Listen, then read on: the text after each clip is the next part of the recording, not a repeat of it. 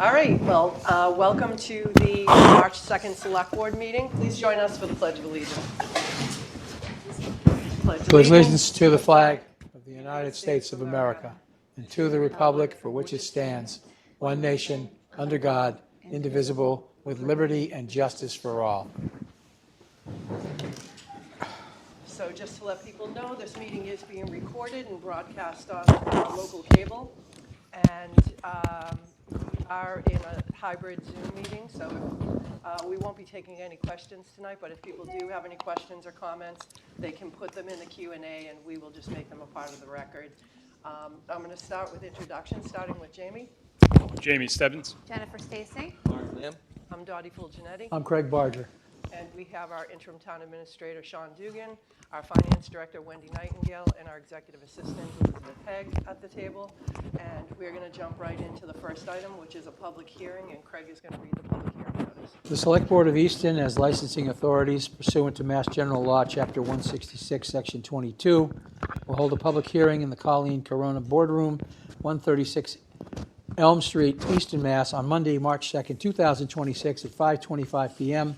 to consider and act on a petition of the Massachusetts Electric Company doing business as National Grid to install one SO pole on Main Street and relocate one SO pole on Main Street beginning at a point approximately 100 feet east of the center line of the intersection of Main and Washington Street, in accordance with the petition for plan number 311-41091, dated February 19th, 2026, as shown on file with the Select Board's office. Terrific.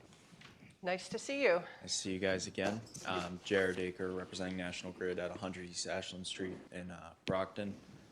This is just to relocate or move a pole out of the entranceway of the new safety building over by Hilliard's. Okay, that's easy enough. Any questions or comments from the board? Pretty straightforward. Pretty standard. Okay, Craig, would you like to make a motion? So I move to approve the hold on one second, petition plan number 311-41091, dated February 19th, 2026. Second. So that's Bodger and Lamb. All in favor? Unanimous. Thank you, Jared. Thank you Thank so you guys much. very much. Have a nice I'm night. going to ask for a motion to close the public hearing. I'm going to start trying to do that now. We haven't done that in the past, but if you want to. Yeah, sure, I'll move to close the public hearing. Second. That's Bodger and Lamb. All in favor? Unanimous. Terrific. All right, Bernie. Okay. We have our three candidates here tonight, not all here at the same time. We have our first candidate, and I believe the board has their list of questions and their interview guide that they're going to be utilizing through this process. I'm here as a resource if you need anything with regards to the questions I met with you a week ago to give you the names, or not even a week ago. So, if there are any questions right now that people might have, we had a really very good meeting with the department heads and the three candidates on Friday. All the candidates were impressed with the department heads, and we got good feedback from the department heads regarding the candidates. So, we're pleased with where we are, and again, happy to answer any questions you might have. Otherwise, I'll go get the candidate. Anybody have any questions? I think we're ready to Thanks, go. Bernie. Okay. Good. Bernie, just so you know, we are going to put the questions for the same questions we're using on the table for the candidates so that they can have a reference. Great.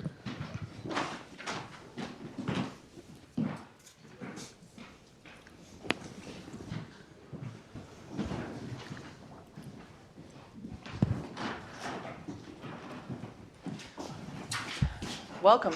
Welcome. How you doing? Good, how are you? Jamie? Nice to meet you. Nice to meet you. Jennifer, nice to meet you. Pleasure. Good to see you, Dottie. Great to JV, nice to see you. So your first candidate is Jonathan Bader, who goes by JB. So I'll leave it up to you. Sure. So we're really excited that you're here tonight. We're looking forward to speaking with you. Some of us have met you in the process along the way. 3 of us have not yet met you. We have 45 minutes that we've set aside for this, and we have 10 questions that we're each going to ask 2. The questions are in front of you. We wanted to put that there just in case you needed to look down at them.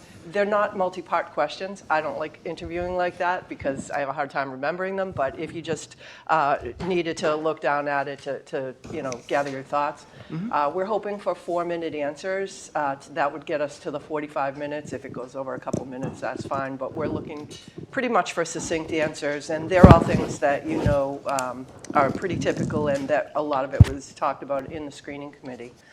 So the first question is really just please introduce yourself and tell us about your background. We'd like to hear about your work history, the communities you've served, including population size, the size and complexity of the budgets, and the number and types of staff that have reported directly to you. That's an easy one, right out of the gate. Thanks. Everybody ready? We're ready. Awesome, thank you. So Chairman Fulgenetti, members of the board, thank you very much. Really appreciate the opportunity this evening to be here. Just want to give a quick thanks to the screening committee and the department heads.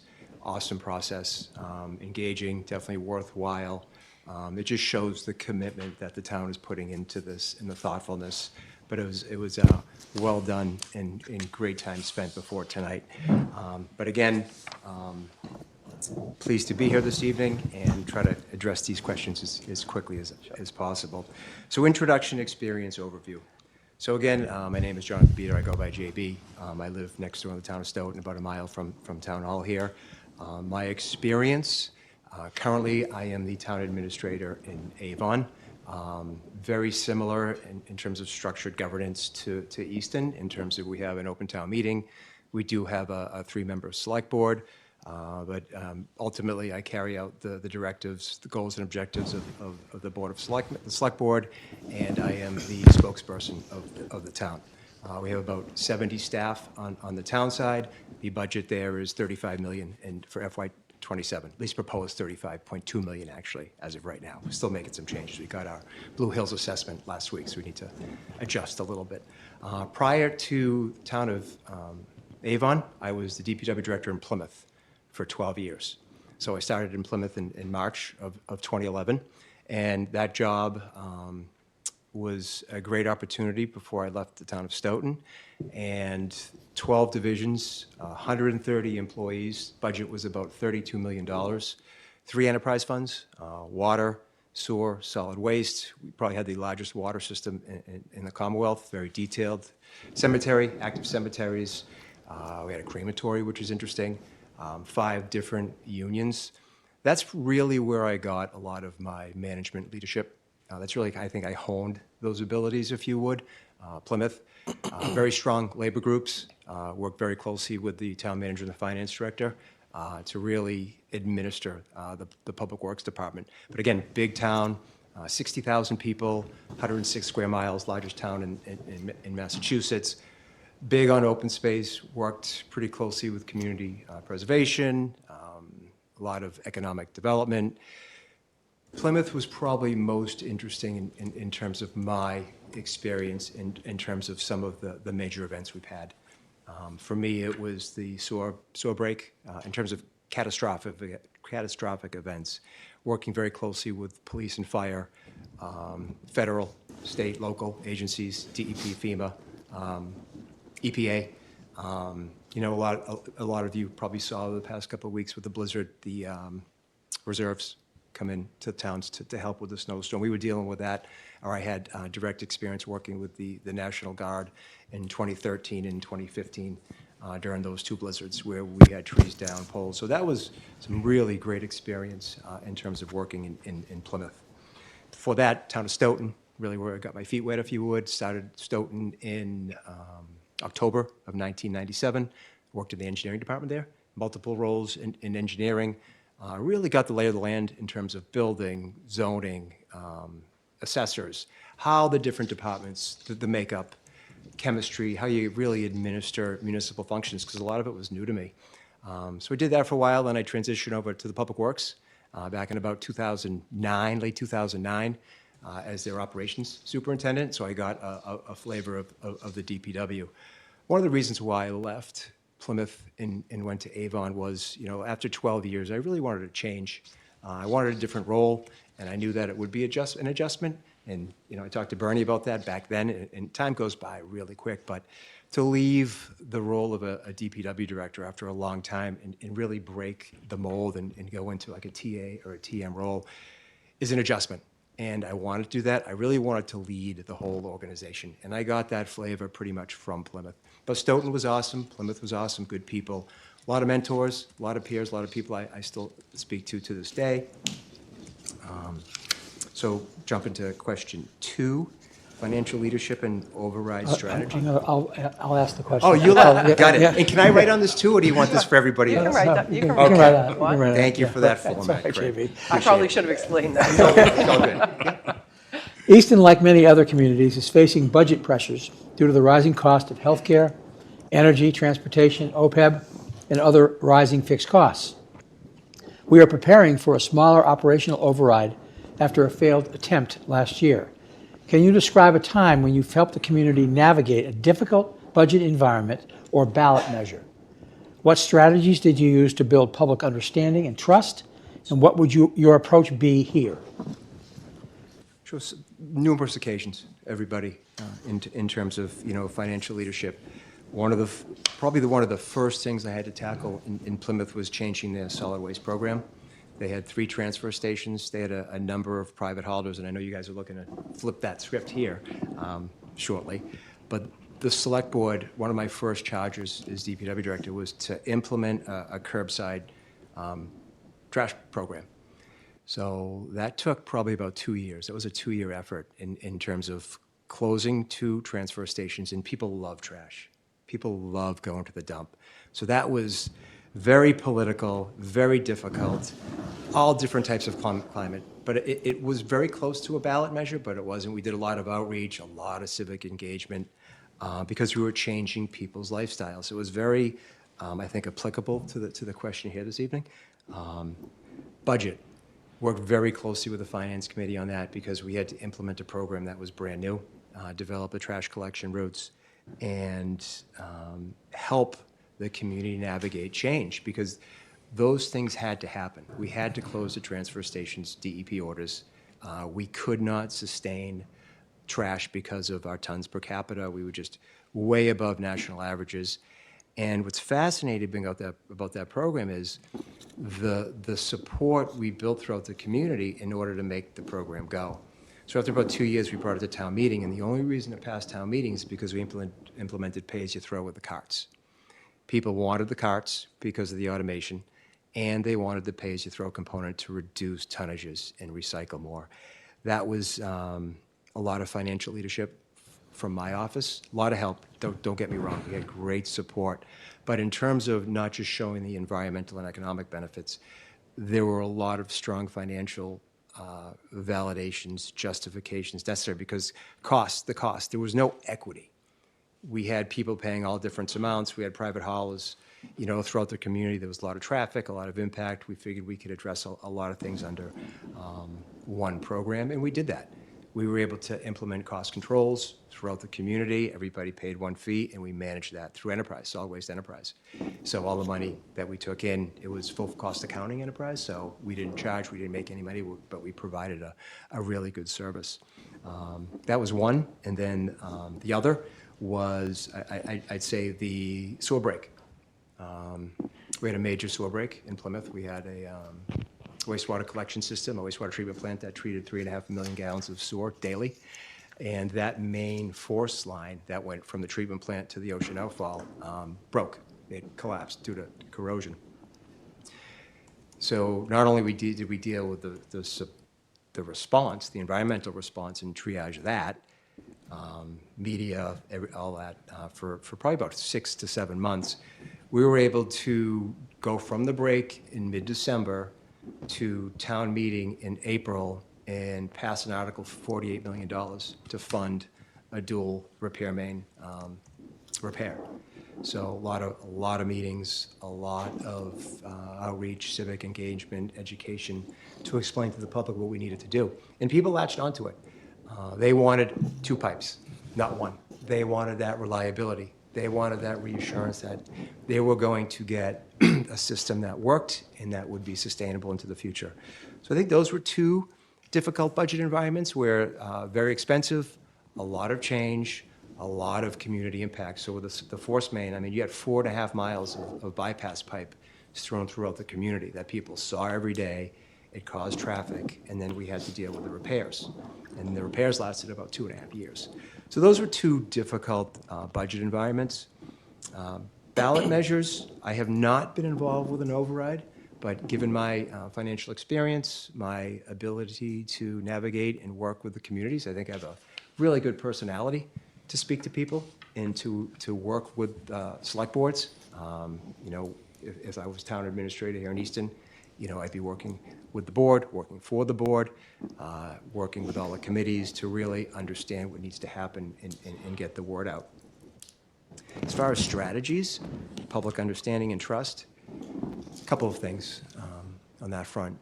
Strategies, you know, I think there's power in numbers. You have to have a good plan. You have to communicate, and you want the public to understand what it is, why you're doing it, and how you're going to do it. So any budget decision ballot is getting the word out, being at the front lines and explaining it. You know, you work internally. We would work together, finance committee, subcommittees, what have you not, for any particular issue. And then one of the things that I enjoy doing is getting out in the public, meeting the community, getting to know the community. You know, Stoughton was a little bit different because I was from Stoughton and from the community, and, you know, I really wasn't at that level. But when I was in Plymouth, some of the first things I did was attend every board and commission meeting for about the first 6 months a year, just to get to know the faces. And that's how you build trust. You need to be a person of your word, you know, do what you say, and really clearly communicate what you say so people understand how you're going to do what you're going to do. You need to have them understand why you're doing what you're doing and what the benefit to them is. And I've done that a number of times, whether it be a flood, even a simple paving job, or, you know, anytime somebody comes in, an abatement for an assessment. That's kind of the latest thing happening right now, to be able to explain to a resident as far as what a specific process is and how they can work with you to address it. Great. Thank you. Mark? Okay. Long-range financial planning. What is your approach to multi-year financial planning and forecasting in a town with strong services but growing cost pressures? How would you help Easton maintain service levels while improving long-term fiscal sustainability? Okay. So long-range financial planning is a necessity. My experience as of right now is we've been working with UMass, the Collins Center, to develop that model. It's a really sophisticated spreadsheet. It's kind of a plug-and-play thing. But to do financial planning, you have to have a really good working relationship with the finance director, understand revenues, new growth, excise tax, local receipts, you know, what the future stores. And you want to do that, you know, look out 3 to 5 years. So you have a really good planning document. And it's something that you just don't do, you know, once every 6 months. I think it's something that you do not want to collect dust. It's something you have to really kind of look at every couple of months, maybe quarterly. And it's definitely a planning tool that you want to use. It's something that you need to rely on, just like you would for like a road program or a master plan or a climate action plan. It's a document that has to be live, and it's a document that you need to trust and make decisions off of. How would I help Easton maintain service levels while improving long-term? So in terms of service levels, again, that's your master plan. So if you're looking at a financial forecast, you can look at capital, you can look at budgets, you look at how you maybe want to stabilize or grow a department. So for example, you're going to ballot on April 28th to put positions back in fire, in police, in public works. And that financial model will be able to provide you details as far as moving forward depending on what happens. And you can do that for all your different departments, assessors, planning, building, to see how you can divvy up those funds, and that's how you would plan, because, again, over time, you want to increase your excess levy again and have that ability to grow. How would Easton maintain service levels? So fiscal sustainability is, again, increasing that levy capacity, so you have that that net between which you bring in through 2.5 so you can fund those departments and those positions that you want to and maintain a healthy balance going into the future. Thank you. You're welcome. Some capital project management and infrastructure coordination. We are simultaneously advancing construction of a new police station, fire station, and DPW facility on one campus, a separate fire substation, and a major sewer expansion to support industrial redevelopment. Tell us about your experience managing multiple large capital projects at once. How do you ensure coordination, cost control, and transparency? So you guys may have to cut me off on this one, all right? If I just keep going, just kind of tell me when. So capital project management, infrastructure coordination, this is definitely in my wheelhouse. When I spoke to the department heads the other day, we talked a lot about means and methods, constructions, means and methods. A lot of heavy highway work, capital project management, building construction. As you know, a DPW director for 12 years in Plymouth, we did a lot of water, sewer, road, infrastructure work, sewer break, a lot of big contractors, and directly involved with the bids, the award, worked with building committees. But to get specific, yeah, so your police fire station and DPW facility, yeah, I've been paying attention. I've looked into that, and you guys are about 50% there. It's awesome. You're managing change orders very well. You have reserve money there, so you have great OPMs, great contractors, which is good.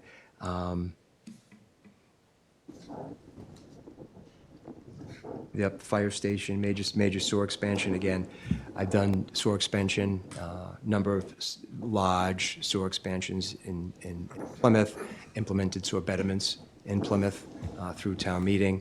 I know your engineers, very familiar with Brockton in terms of your gravity flow into their pump station, so I understand that.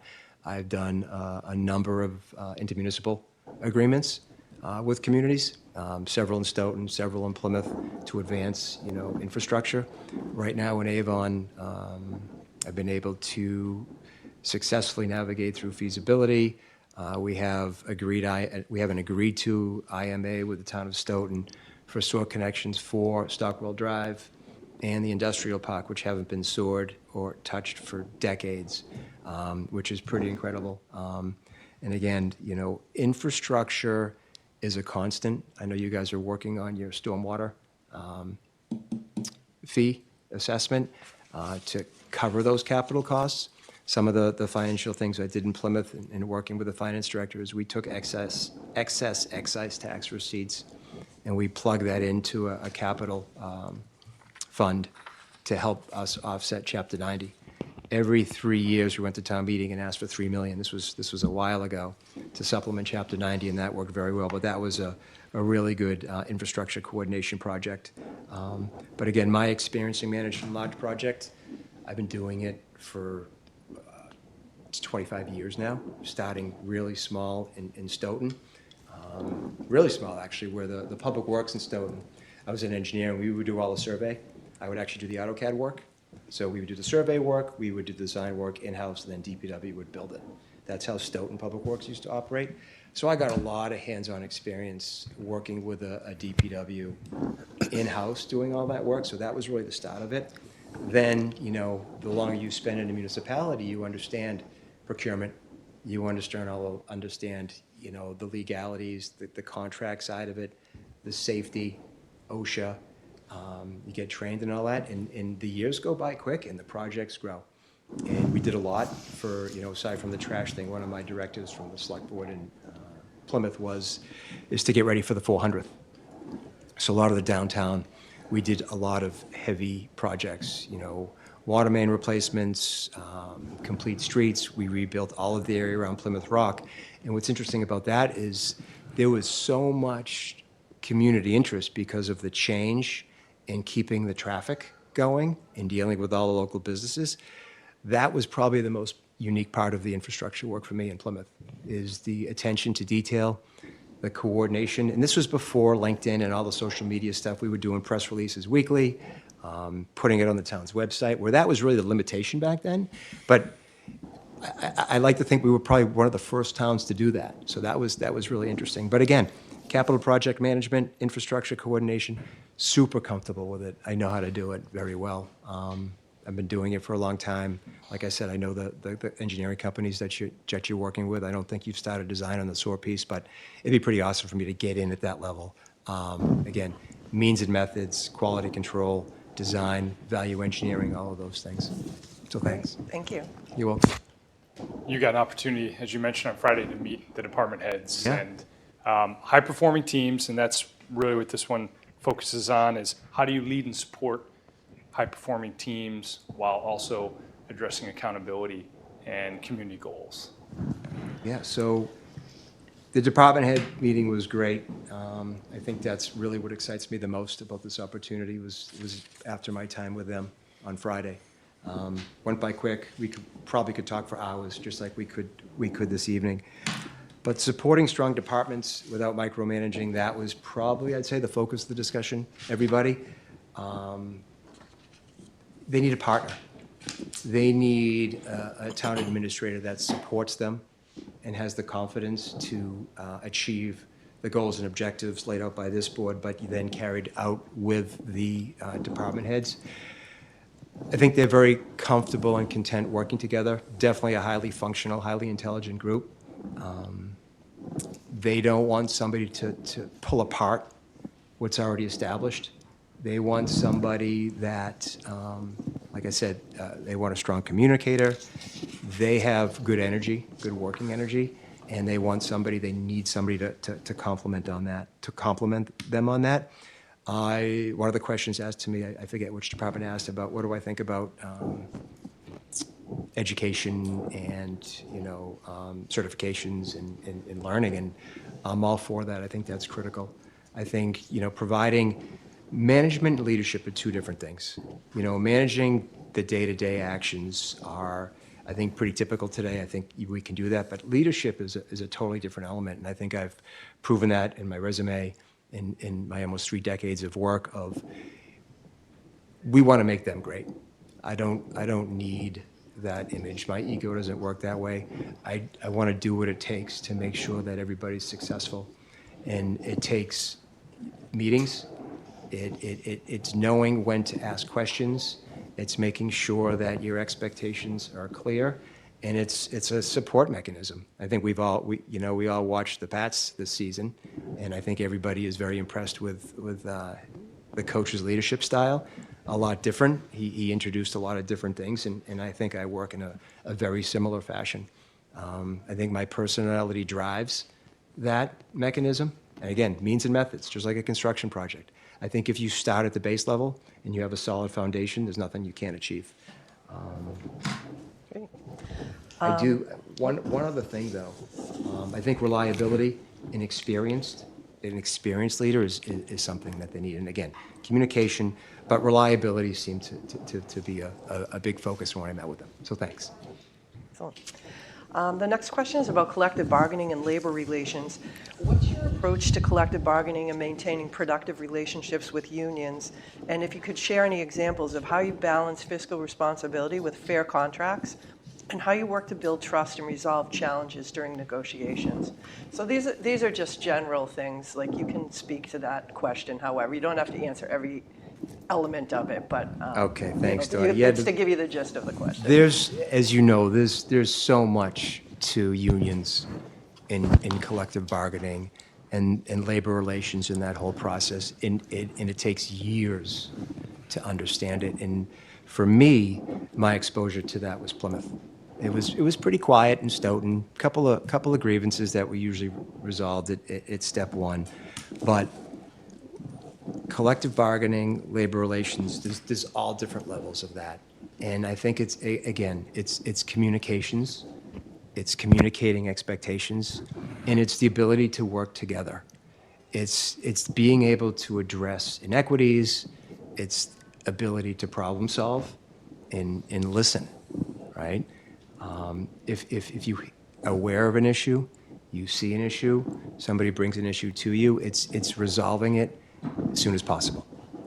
That's on the day-to-day side. And again, this is so much, there's so much to talk about when it comes to these things. And it interests me a lot because, I started off kind of not knowing it, and I really got a really good taste of it in Plymouth. Very strong unions. I went through a decertification. In Plymouth, for example, fascinating, so many stories. Maybe someday we can talk about these, but we put everybody out on admin leave for COVID. That's how our board and the manager wanted to do it. And we brought them back. We tried to bring them back. They filed a restraining order in court not to come back. So that was a fascinating process in terms of the legalities of trying to work with unions and you know, what to do and when to do it. I know your labor counsel, Kate. She's great. But again, it's knowing when to speak to council. It's knowing when to get that involvement. But I'm pretty comfortable meeting with unions. It's having a relationship with your union presidents, understanding who the offices are, and when there's an issue, trying to address it. Contract negotiations, a little bit different of an animal, but again, it's meeting with them. It's getting directive from you, you know, working in tandem with the board and setting goals and understanding what the finances are in terms of affordability. Again, one of the first things you do, I think, landing, what I would do if I landed here in Easton, was to understand the contracts, not just the budget piece, but the contracts. You know, what works, what doesn't work, and, you know, contract language has evolved. I'm sure, I know you guys have several up this year, and you kind of did some one-year extensions, but police, fire, public works, your professional group, I like to see them kind of aligned in terms of bereavement, in terms of vacation, things of that nature. When you look at wages, again, you want to kind of maintain similar positions, and that's a direct correspondence, a direct correlation in terms of conversations we have in terms of fairness and equity. Building trust, again, doing what you say you're going to do, showing up, addressing problems, trying not to let things escalate, not waiting are huge on the day-to-day side of things. And then contract bargaining, collective bargaining, it's having an agenda, meeting regularly, sticking to it, trying to resolve differences and address problems. And you don't want to have unsettled contracts. I don't like having those things, you know, hanging over your head, going 6 months or a year without contracts. Since I've been in Avon, we've addressed AFSCME, DPW, and clerical. We just resolved fire. They're going to Springtown meeting, our annual town meeting in May. Police, and call fire. So I've been able to renegotiate all contracts since I've been in Avon, which is pretty awesome. Plymouth, we had OPIU, SEIU, and Cobra was our DPW group, and I was able to address the Cobra contract before I left. And that was a lot of big changes there. So again, comfortable with contract negotiations, and I have no issues or reservations about, you know, working with the unions and navigating those waters with the board. Terrific. Thank you. You're welcome. This has a question about town, school, and higher education collaboration. We value our strong working relationship with the superintendent and school committee, as well as our town-gown partnership with Stonehill College and an active relationship with Southeastern Regional Technical High School. What role do you believe a town administrator should play in fostering collaborative relationships, partnerships across K-12, higher education, and technical education, particularly around shared planning, communication, workforce development, and community initiatives? That's a good one. An active role, to kind of keep it simple. Again, I would need to get the lay of the land of how things here in Easton work. I know you have several different groups that you work concurrently with. You know, one of them is Stonehill. So again, looking at two different tracks, you have your school system here in town, and then you have these outside groups. But again, I think it's a consistent working relationship, understanding what they're doing and why they're doing it, and how you can work cooperatively to find benefit and success. And I think that kind of goes to the financial forecasting. I think that's something that has to happen regularly, and you have to maintain that relationship with the superintendent, the school committee. My understanding is there's been a good working relationship over the years with the schools, especially, you know, given the budget scenarios. I think one of the first things that I would do if I got here is to meet with the school superintendent to understand where the trajectory is and what their plans are. I know they have some meetings coming up in March, as far as where their budget stands. So I think that would be critical in terms of, taking the temperature in the room. But again, maintaining active relationships with not just outside entities, higher education, but at the local level on the school side, because again, they have a big piece of the budget. They have a lot of employees, and it is relative when we talk about contracts, when we talk about, how we address the general public. There's a lot of things that need to happen in unison, especially when it comes to an override. You need to be tethered in that regard. If you're going in two different directions, it's not going to be successful. I will tell you, in Plymouth, worked very well with the schools. We did a lot together, especially on storm responses. We had a lot of schools' facility issues that we kind of worked in conjunction with, and they were massive in Plymouth. And I learned a lot from the superintendent. They're a really good superintendent in terms of leadership styles. Every year at the beginning of the school year, he would have all the staff in, and he would do a presentation. It was pretty incredible. And then on the DPW side, we did a lot of work with AD Makepeace, Pine Hills, Curry College. Very similar, not on the school side, but having those relationships at the external level are really good, and it's a healthy environment to keep going, because you don't know how things are going to play out. You don't know what type of benefits you can bring to the town by working with the schools, whether it be a road race or some type of fundraiser or grants. If you share grants, like I know there was just the IT grant that we're capitalizing in Avon with the schools. Those are things you need to be aware of, and the only way you can do that is if you're working together. Thank you. You're welcome. All right, this is about community values and inclusive leadership. Easton is a welcoming community that celebrates diversity as a core priority. How have you incorporated inclusive practices into municipal leadership, public engagement, and service delivery? And how would you continue to strengthen that culture here? So a very important topic.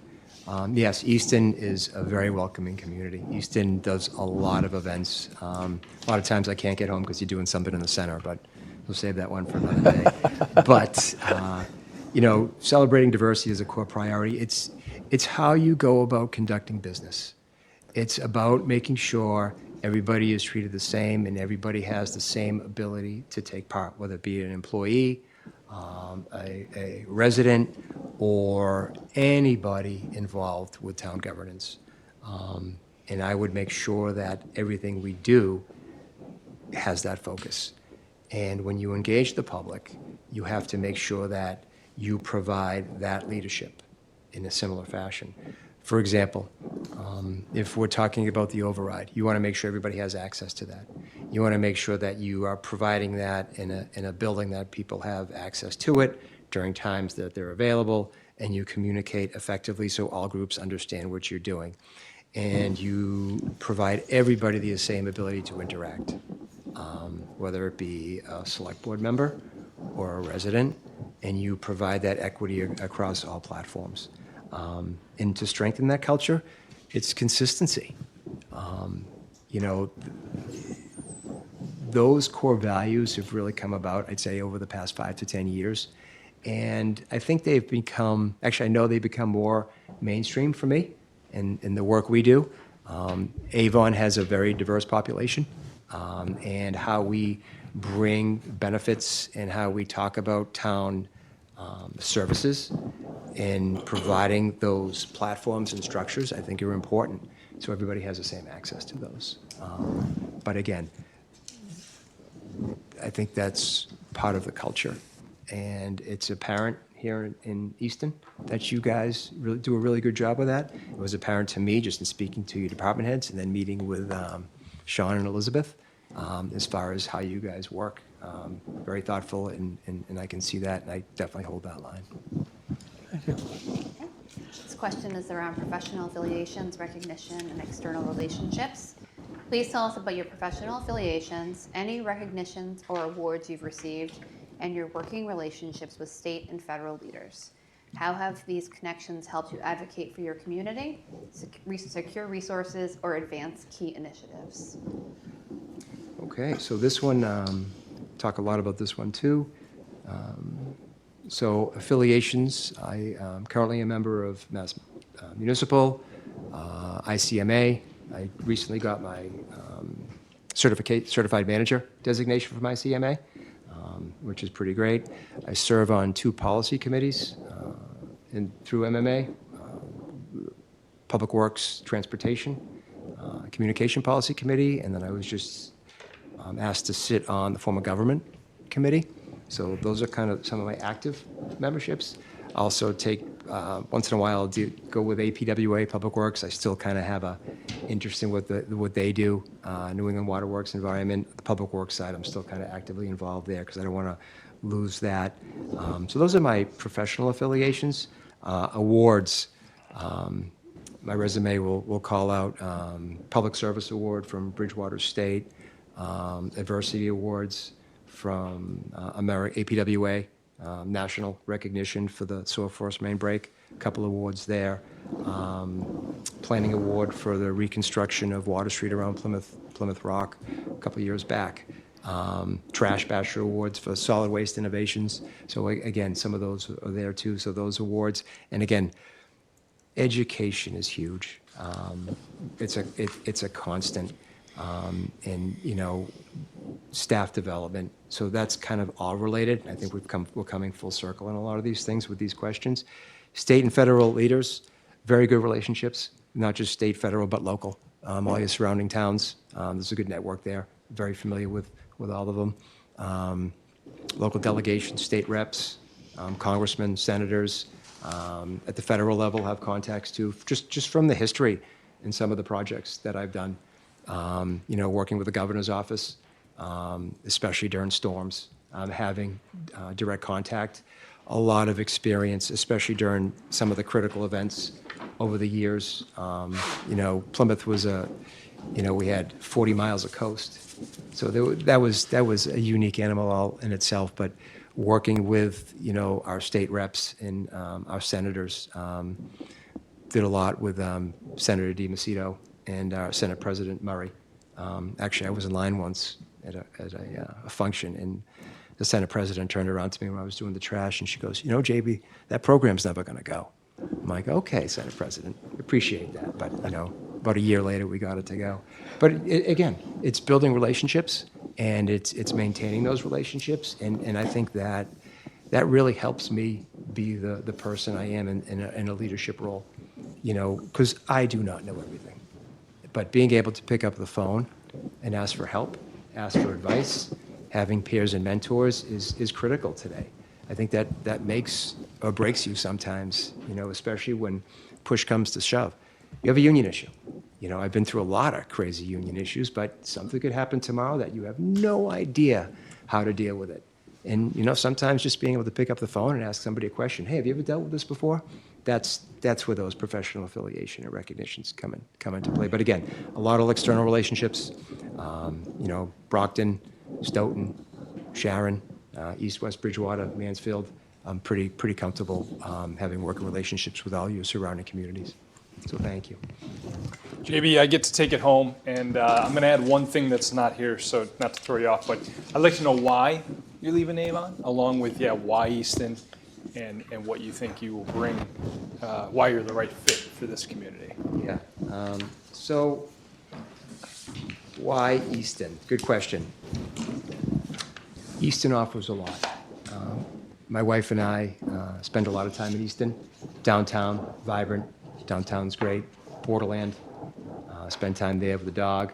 Ames Estate, the birch tree. Big birch tree. It's pretty cool. Like I said, I'm a mile down the road. And a lot of it is timing for me, where I am in my career, in my life. But I want to say probably the foundation of it all is what you all have going on. The projects, the people, all the things in my wheelhouse that I know I can be successful at is the reason, the biggest reason why my resume is in front of you and why I'm here this evening. I know I can be successful here. And again, I had this conversation with the department heads in terms of my resumes going out. My resumes have only gone out to towns in which I knew I would be successful at. Walking out of the department heads meeting last Friday, I could feel that energy. I knew that this was a good fit.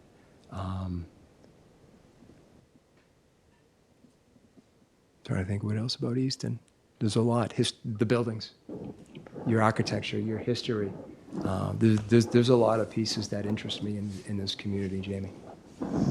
And why are you leaving Avon now? What's the, Well, timing for me. My contract's up in June, and I've had discussions with the board. My board is aware that I'm here this evening, but for me, this was as an opportunity to grow. I like a challenge, and in retrospect, it's very similar to Plymouth when I was there.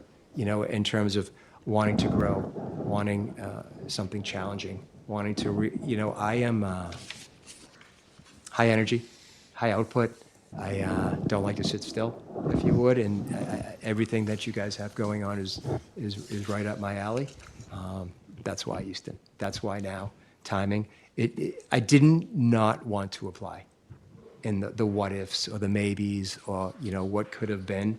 I would rather go through this exercise and be successful in a new role, and again, and earn the respect of a community and the staff and the select board, and show that it can be done. great, thank you. You're welcome. Well, you're 4 minutes ahead of schedule, so we have a little bit of time to ask for any other questions from anyone on the board that anything came up. If, I saw Craig taking notes, and anybody have anything else that they want to ask? I know Mark always has a question. But I do have a question. What is your experience with grant writing, with your department heads? If it hasn't been conveyed to you, we rely heavily on grants to support us, and I mean heavily. Without that, I don't know where we would be. So that is an integral part of our survival. Totally comfortable with grants. Ongoing, very active with grants. Since I've been in Avon, probably $3-4 million in grants. MassWorks projects for SOAR. We got the grant with Wildlands Trust for the open space acquisition. 30 acres is probably one of the biggest ones in Avon's history. Fully funded for that land acquisition. Plymouth, if you refer to my resume, number of MassWorks grants with 80 Makepeace, North Plymouth, Cottage Park, Pine Hills, MassWorks for downtown, EDA grant for water, $3.5 million. Worked with Dottie on that one. Good project, but again, we're queued up for an EDA grant for SOAR. For the industrial park, we got $500,000 for Stockwell. The EDA grant's around $1.6 million. We're just waiting on that. It's slowed down a little bit with the administration. But grants, very comfortable, active, I agree.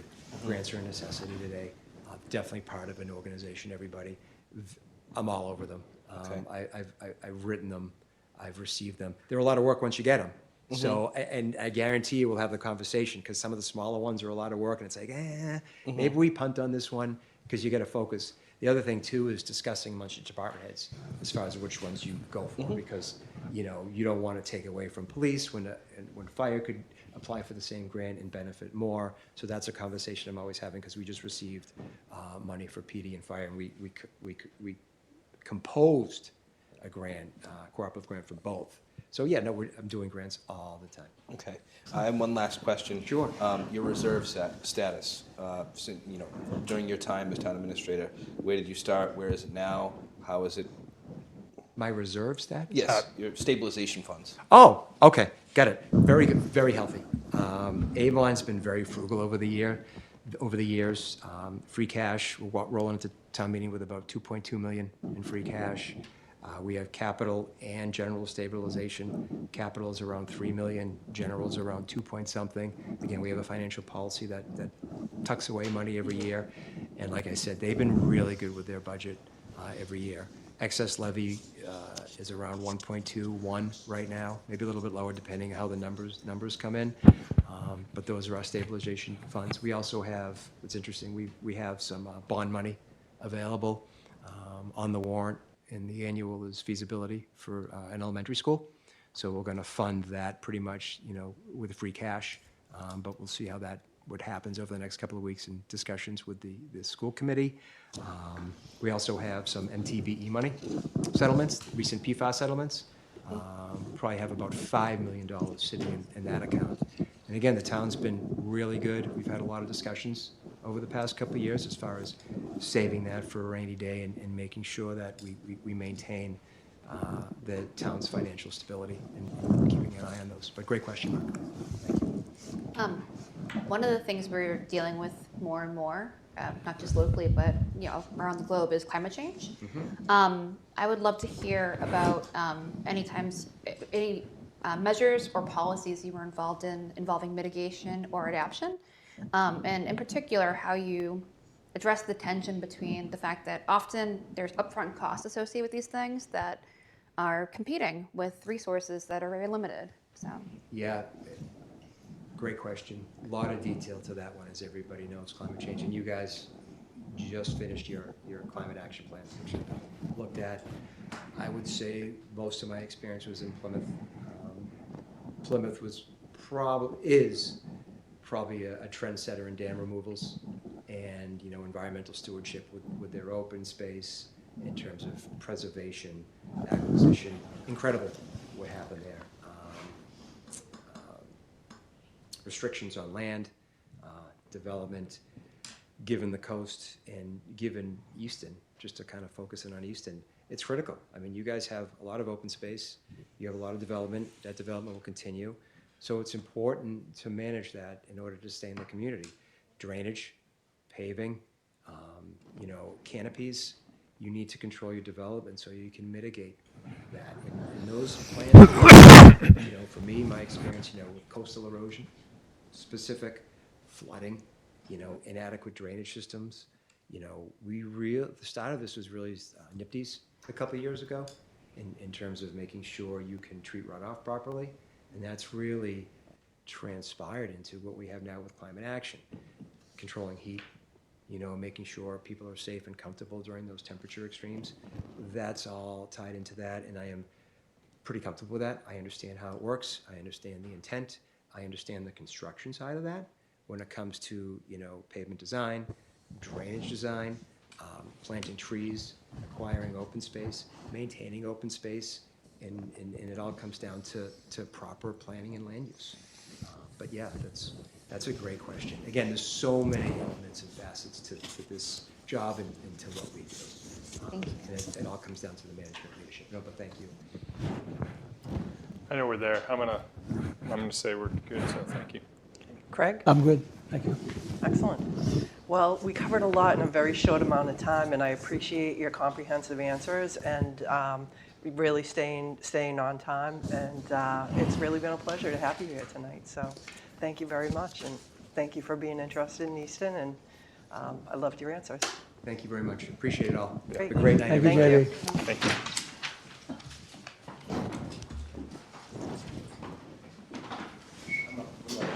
Want that? You can take it. Hey, nice to meet you. Thank you. Good to see you. JB, nice to see you. Sean, have a night. Thanks. What? How was it up there? Oh, troublesome. I'm a little sore today. Thank you very much.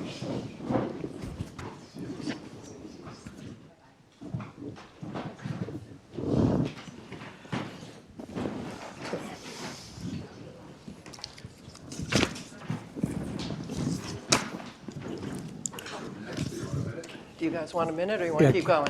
Let's keep rolling. Yeah, I Let's think keep we're rolling. good. Rolling. Birch has homework to do. He says, keep it rolling. Birch will write you a note for your teacher tomorrow. This is the best civics class that you're right. going to have, actually. Birch is watching all the characteristics for when he applies for the town administrator job in a couple of years. Right. Either that or our job. Nice. It might be Addie, though, I don't know. Yeah. Have Connor be on They're gonna be on the head to youngest head. TA.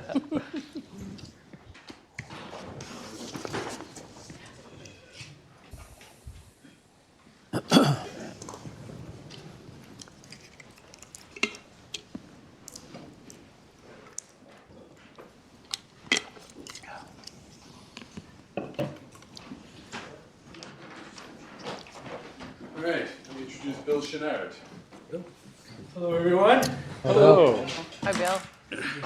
Quick handshakes. Bill, nice to meet you. Hi, Jennifer, nice to meet you. Laura, Hi. we know each Good other to from see you, before. We met Right. before. Oh.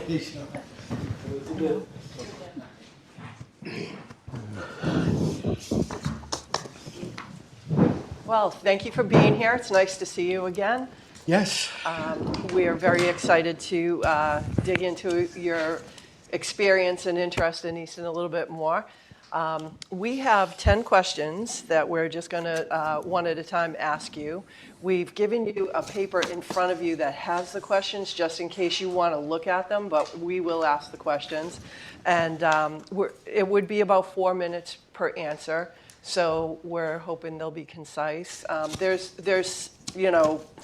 a question and then there's context around it. You don't have to answer every single thing specifically that's in it. It's really meant to just give you an idea of some of the things that we're looking for. So I'll ask you the first one, so that basically the introduction and the experience overview. Please introduce yourself, tell us about your background. We'd like to hear about your work history, the communities you've served, including population size, the size and complexity of the budget you've managed, and the number and types of staff that have reported directly to you. And just in general, brief answer on that. Sure. So my municipal career started with the town of Natick. Served a number of roles with the town of Natick. The city of Newton came calling one day and said, we'd like you to come work for us. And they said, oh, wow, big city, I want to go work for you. So I took the job in Newton, worked in their finance department there. You asked populations and budgets. I honestly don't remember the city of Newton, what their population or their budget was. Yeah. I have managed budgets from, Pembroke would be the smallest, fiscal 26, all in, it's 88 million with the enterprise funds. And the city of Newton would be the largest. I obviously didn't serve in the town manager role. They are a city with a mayor. I work for the mayor. And then in Natick, I served, like I said, a number of roles here, from DPW director, assessing finance, business manager, deputy town administrator, and a number of interim roles with the town of Natick also. Interim town administrator, they're a town administrator town also. Pembroke is a town manager town. So I served, finance across the board in interim roles. Natick's budget was at that time in the 150 million range for capital budget. Now their capital budget's going to scare you, but they had some big schools on there, so the capital budget ranged from just under 200 million to just over 500 million. So Natick was clearly, from a capital standpoint, the biggest budget that I ever managed. I was not with the city when they built the new Newton North High School. That would have clearly blown that away. So I've done municipal roles, as I said, across the board. I'm comfortable in a huge amount of those roles, and not just the individual roles, but some of the items that are with those roles. Budgeting start to finish, capital planning start to finish, facilities, all three aspects of facilities management. When I say all three aspects, I mean maintenance, renovation, and then building new. I've built millions of square feet of new buildings during my career for various communities. Bonding and borrowing and debt management and bonding, working with the bonding rating agencies to make sure that we had the highest possible rating. Intermunicipal agreements, from sharing staff, sharing equipment, or sharing contracts. And I can give examples later on if we get to it, but 4 minutes is where my goal is. So I'm getting up on that 4 minute number.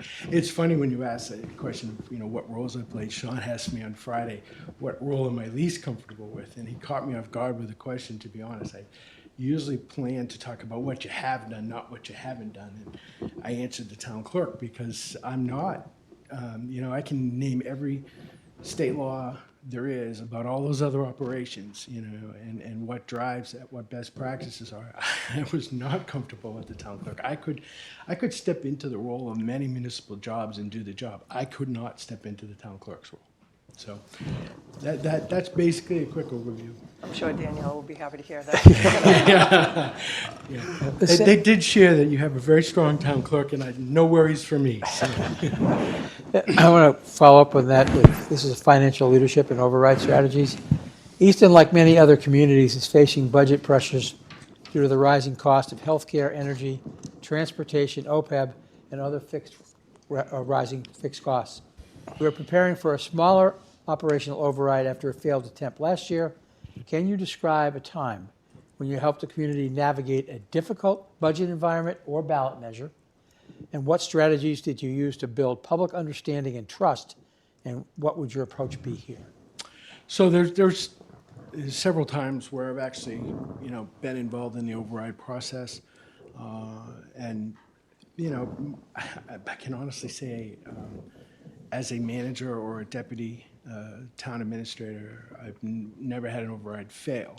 Now, and I've had, 7 mostly debt exclusions, 2 operating. So it's all about data and communication.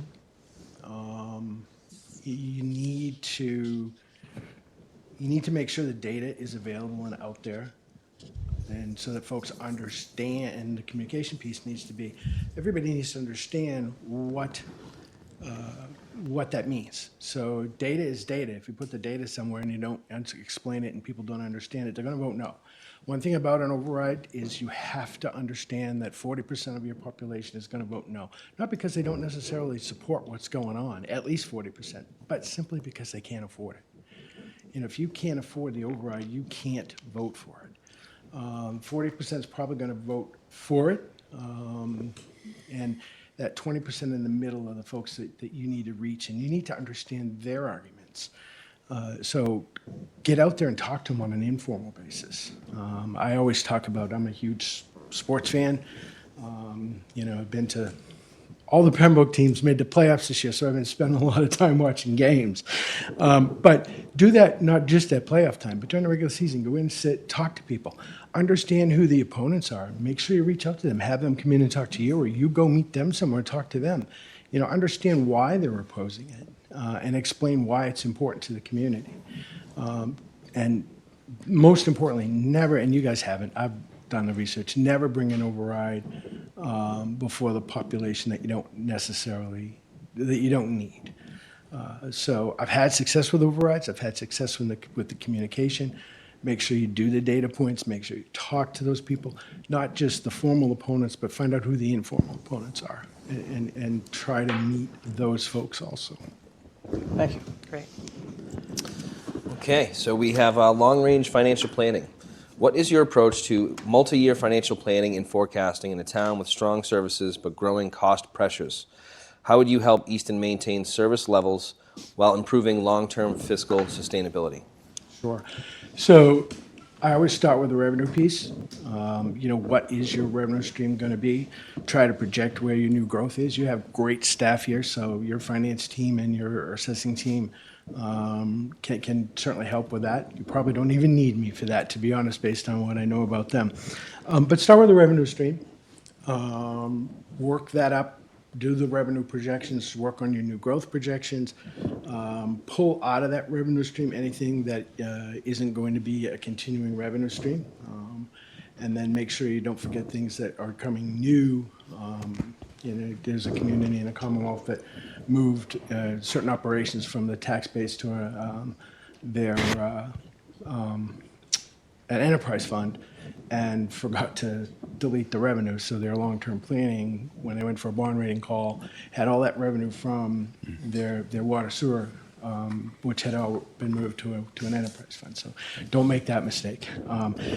Once you do that, work with the department heads. Find out what the upcoming needs are. Are there any big pieces that are going to change within the operational side? Build out your capital plan so that you know what the capital plan needs are. There's a lot that you can fund with free cash and should be funding with free cash, but there's also going to be some borrowing. So make sure you stabilize that borrowing. One of my favorite things to do in municipal government is take a long-term look at your bond curve, your debt curve, and try to project when things are coming off and project your new borrowing so you're adding it in there. It doesn't bounce your debt curve, it keeps a stable debt curve, because debt curves will naturally decline and then bounce if you don't do that type of planning. So one of the things I like to do is, you may have a ladder truck that you paid $1 million for that's coming off, and you're going to need some pieces of equipment. So plan those purchases at the same time that debt curve is coming off. That's one of the critical pieces. So And, you know, they say do a 5-year plan. I like to project out to 10. It's not very accurate in year 10, to be honest, but it's a way to prevent those big surprises. Excellent. Okay, so my question is on capital project management and infrastructure coordination. We are simultaneously advancing construction of a new police station, fire station, and DPW facility on one campus, a separate fire substation, and a major sewer expansion to support industrial redevelopment. Tell us about your experience in managing multiple large capital projects at once. How do you ensure coordination, cost control, and transparency? So my experience with large capital projects is extensive. I don't often do this, but it's probably second to none as a manager. When I say I don't often do that, I don't often promote myself in that way. However, I have built during my career 2 major schools, 2 major renovations, 2 schools, a public safety building shared for police and fire. I was part of the town hall project in Natick, although that was built when I was still very young in those roles. A sub-fire station. I just completed a community center for the town of Pembroke on time and under budget. I am currently working on a police and $60 million police and fire, roughly, police and fire complex, and then a fire substation of about 10,000 square feet. Extensive knowledge, except for the sub-fire station in the town of Natick, which we built on state land, which we found was contaminated after the fact and had to do a substantial contamination when we cleanup when we broke ground. All of those projects have been under budget. Can't say they've all been on time. Budgets in the municipal world tend to go out there, but you have to fight that scope creep. You have to fight and make sure that change orders are realistic. And that they manage that the change orders are put in place with the proper bid information. You know, when you start a project, you'll get a list of rates. You always want rates for every project you do. If there's going to be a change order, let's say soils, and you need to purchase more soils, make sure that the rate for the change order matches the rate that was on the bid. So you have to do that. You have to manage extensive management of capital projects from the early planning stages, or the 3 major planning stages, working with the architects through the final completion of the project. Thank you. Great. So you had an opportunity to meet our department heads last Friday. Highly professional, very capable group that's recognized both at the state and local level. And tell me how you lead and support your high-performing teams while maintaining accountability and alignment with community goals. Sure. So there's 2 paths I take to do that, maybe even 3. Always work with them, communicate, be data-driven, collaborative approach, meet with them on a regular basis as a group, do individual meetings. I describe to folks how I like to do crossover meetings. So I may meet with the police chief at 8 in the morning, and then at 8:30 do a crossover with the police chief and the fire chief, and then meet with the fire chief at 9 o'clock. Communication is the key. Data is the key there. You are incredibly lucky to have the department heads you have. They are incredibly knowledgeable about their subject matters, or at least the ones I have been able to research and meet. You know, you should be very pleased. I'm super excited because as a manager coming in, you don't have to walk through the door and make any major changes. There's no structural pieces that are missing. You don't have those issues. You have some budget issues, and the department heads are going to and should fight for their departments when it comes to budget. But you need to do that in a collaborative manner also. I would walk through the door. I know I described it to somebody last week. Do a look, listen, and learn tour. Look at your operations where I haven't had the behind-the-scenes look. Listen to your department heads and your municipal leadership, you folks, Sean, Elizabeth, Wendy, whoever, and see where we're headed with all of this stuff. So, and then understand that.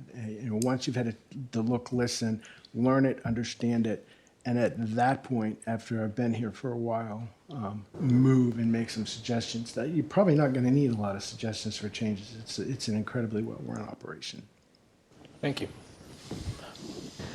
Back to me. So collective bargaining and labor relations. What is your approach to collective bargaining and maintaining productive relationships with the unions? How do you, please share examples of how you balance fiscal responsibility with fair contracts and how you work to build trust and resolve challenges during negotiations. Sure. So negotiations is, as I've described for others, for me, it's a collaborative process and it should be data-driven. Never walk into negotiations not understanding the data surrounding it. You don't want any surprises from the other side. You need to know where your comps are. You need to know if you're 20% below all your neighbors, or all your neighbors aren't necessarily all your comps because they're different sizes, different communities, but that you need to understand that. Or, are you number 20 and 20 of 20 comps, or are you number 1? It makes a difference. So make sure it's data driven. What I like to do is I like to walk through the door. I don't typically like to negotiate with attorneys. Some communities strictly negotiate 100% with attorneys. I will negotiate with an attorney if I have a troublesome union or a union that comes with their own attorney. I think you need that protection under those two circumstances. Historically, I have not. In fact, I've only negotiated with one union with attorneys. So been very successful with negotiations. You need to understand, you need to allow them to understand where you're at with your budget. And obviously the budget here is tight. We all know that. However, you need to also look at other ways we talked about on Friday. There are other ways to potentially increase salary. Police, one example that I share, and they had said you did it on the last contract, so somebody here is thinking about that, is police details. The town's typically not paying for most of your police detail funds. I'm going to hear from, if I get the job, that'll be their first item on the table. But, if your police details are reasonable and you have room to increase them, it's a way to get money in your police officers' pockets. Think outside of the box. Look for ways to do that. What I like to do first day, walk in, set the example, do your ground rules. Everybody has to do the ground rules. But walk in and take your existing contract and just go through the existing contract. Both sides have things in a contract that you don't like, that you want to change. Have your list before you walk in. Go through it. Have them. There may be, and there usually is, a ton of things that you agree on that just make for simple changes. It gives you that start of where to go. If both sides want to change it, why wouldn't you do that? I mean, just go through that and do that and make those changes. And, have them understand the budget. I said that. And just make it a collaborative process. It's not always going to work. Most of the time it does. I've been at the JLMC with a police department. We did really well there. I was very pleased with the outcome. And one thing that I learned from a friend who used to work as an HR guy for the 99 restaurants, he said, Bill, if you're doing collective bargaining and you come to an agreement and both sides aren't 100% happy with it, you did a good job. So I always keep that in the back of my mind. I don't have to get everything that we want. There are needs that you have to get. But you don't have to get everything that you want, as long as both sides get to the end. I mean, the ultimate goal is that both sides can move forward and be happy with it. So. Great. Paul, I'm going to talk about town, school, and higher education collaboration here in Easton. We value our strong working relationship with the superintendent and the school committee, as well as our town gown partnership with Stonehill College and an active relationship with Southeastern Regional Technical High School. What role do you believe a town administrator should play in fostering collaborative partnerships across K-12, higher education, and technical education, particularly around shared planning, communication, workforce development, and community initiatives? So I think the town administrator is the face for you folks and for the community in those relationships. Obviously, your school committee members. But the town manager, I'm going to say that I know it's a town administrator. The town administrator needs to be that person. I currently meet with the superintendent every 2 weeks, Monday morning, or at least we attempt to meet every 2 weeks. We're both busy people, so there's a miss here and there, but certainly is the goal. And if there's anything that is critical that we need to discuss, we will do that even if we can't meet. I have done that in my career, we did that in Natick. I think that is a really, really good thing to do. Talk to the superintendent, especially when it comes to budgeting, no surprises. Share where you're at, and then have her or he, whoever the superintendent is, share what's going on with the schools. Where you have a regional vocational school, similar thing, you don't necessarily need to meet as often. You probably don't have huge numbers of students there, but it's important to probably meet quarterly with those folks. I've had limited experience with colleges, but the same thing, quarterly. Make sure that's, that the relationship is there, and make sure you know who the president is or who their spokesperson is. Make sure they know who you are. So if you need something, you can call them or they can call you if there's a need. Keep it data, keep the communication and collaboration open. Excellent. So community values and inclusive leadership. Easton is a welcoming community that celebrates diversity as a core priority. How have you incorporated inclusive practices into municipal leadership, public engagement, and service delivery, and how would you continue to strengthen the culture here? Sure. So, inclusivity is a critical piece in our current structure in our environment. We have shortages in staff. We need to fill town administrator positions, our finance positions, and we are having a tough time doing that across the Commonwealth and across the country, for that matter. So being inclusive and bringing in everyone that we possibly can into those roles is important from a hiring practice. I believe you go beyond that.